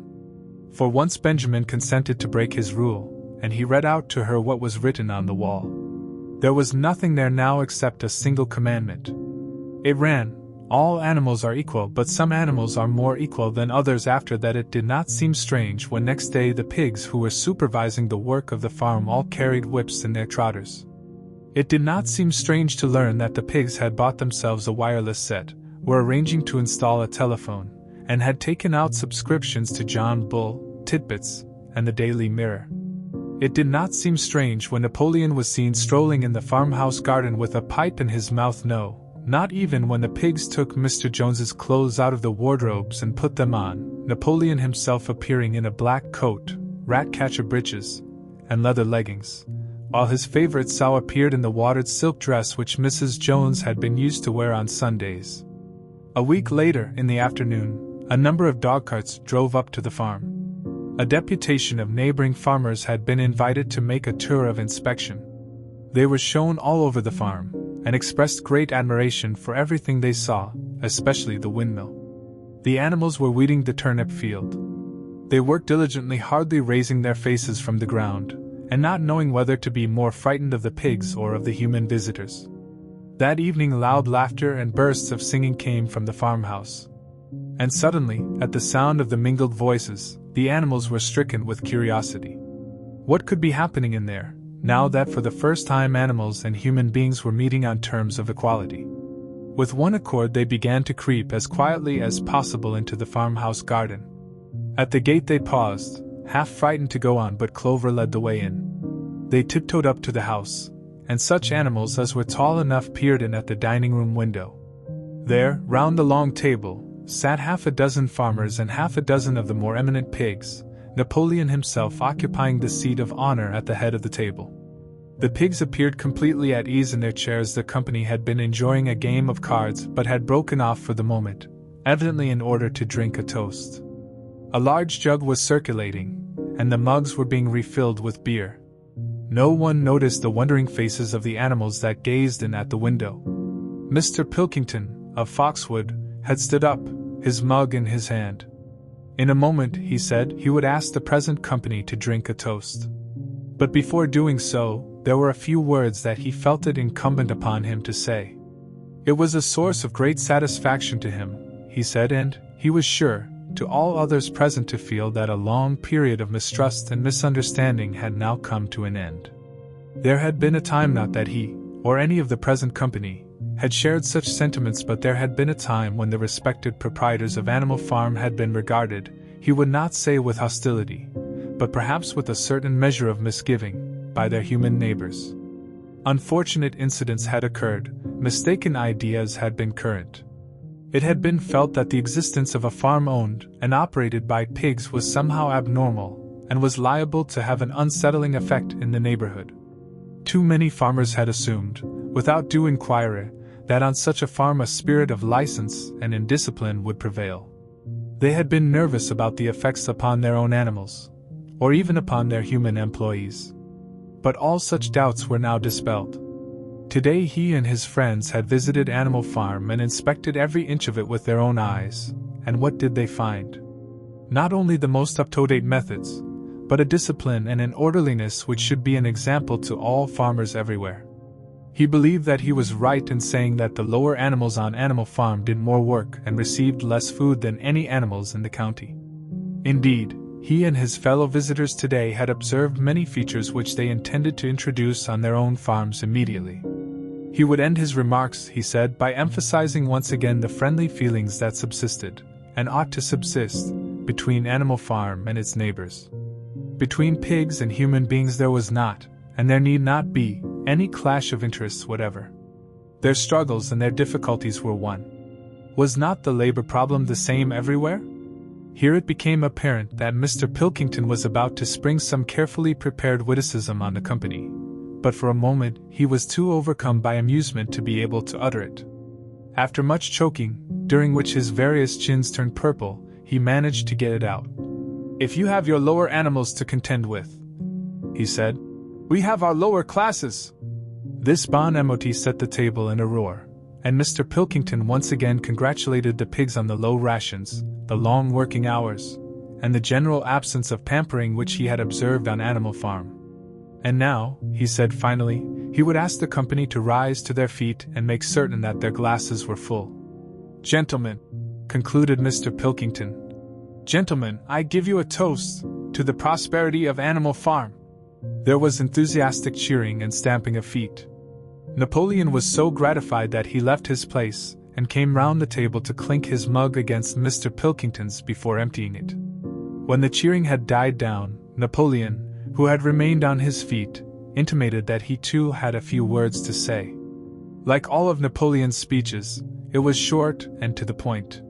He too, he said, was happy that the period of misunderstanding was at an end. For a long time there had been rumors circulated, he had reason to think, by some malignant enemy that there was something subversive and even revolutionary in the outlook of himself and his colleagues. They had been credited with attempting to stir up rebellion among the animals on neighboring farms. Nothing could be further from the truth. Their sole wish, now and in the past, was to live at peace and in normal business relations with their neighbors. This farm which he had the honor to control, he added, was a cooperative enterprise. The title deeds, which were in his own possession, were owned by the pigs jointly. He did not believe, he said, that any of the old suspicions still lingered, but certain changes had been made recently in the routine of the farm which should have the effect of promoting confidence still further. Hitherto the animals on the farm had had a rather foolish custom of addressing one another as "comrade." This was to be suppressed. There had also been a very strange custom, whose origin was unknown, of marching every Sunday morning past a boar's skull which was nailed to a post in the garden. This, too, would be suppressed, and the skull had already been buried. His visitors might have observed, too, the green flag which flew from the masthead. If so, they would perhaps have noted that the white hoof and horn with which it had previously been marked had now been removed. It would be a plain green flag from now onwards. He had only one criticism, he said, to make of Mr. Pilkington's excellent and neighborless speech. Mr. Pilkington had referred throughout to Animal Farm. He could not of course know, for he, Napoleon, was only now for the first time announcing it, that the name, Animal Farm, had been abolished. Henceforward the farm was to be known as the Manor Farm, which, he believed, was its correct and original name. "Gentlemen," concluded Napoleon, "I will give you the same toast as before, but in a different form. Fill your glasses to the brim. Gentlemen, here is my toast, to the prosperity of the Manor Farm." There was the same hearty cheering as before, and the mugs were emptied to the dregs. But as the animals outside gazed at the scene, it seemed to them that some strange thing was happening. What was it that had altered in the faces of the pigs? Clover's old dim eyes flitted from one face to another. Some of them had 5 chins, some had 4, some had 3. But what was it that seemed to be melting and changing? Then, the applause having come to an end, the company took up their cards and continued the game that had been interrupted, and the animals crept silently away. But they had not gone 20 yards when they stopped short. An uproar of voices was coming from the farmhouse. They rushed back and looked through the window again. Yes, a violent quarrel was in progress.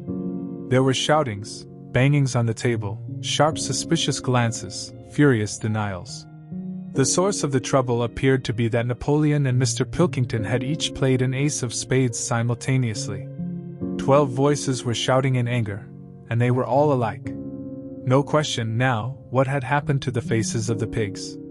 The creatures outside looked from pig to man, and from man to pig, and from pig to man again, but already it was impossible to say which was which. And,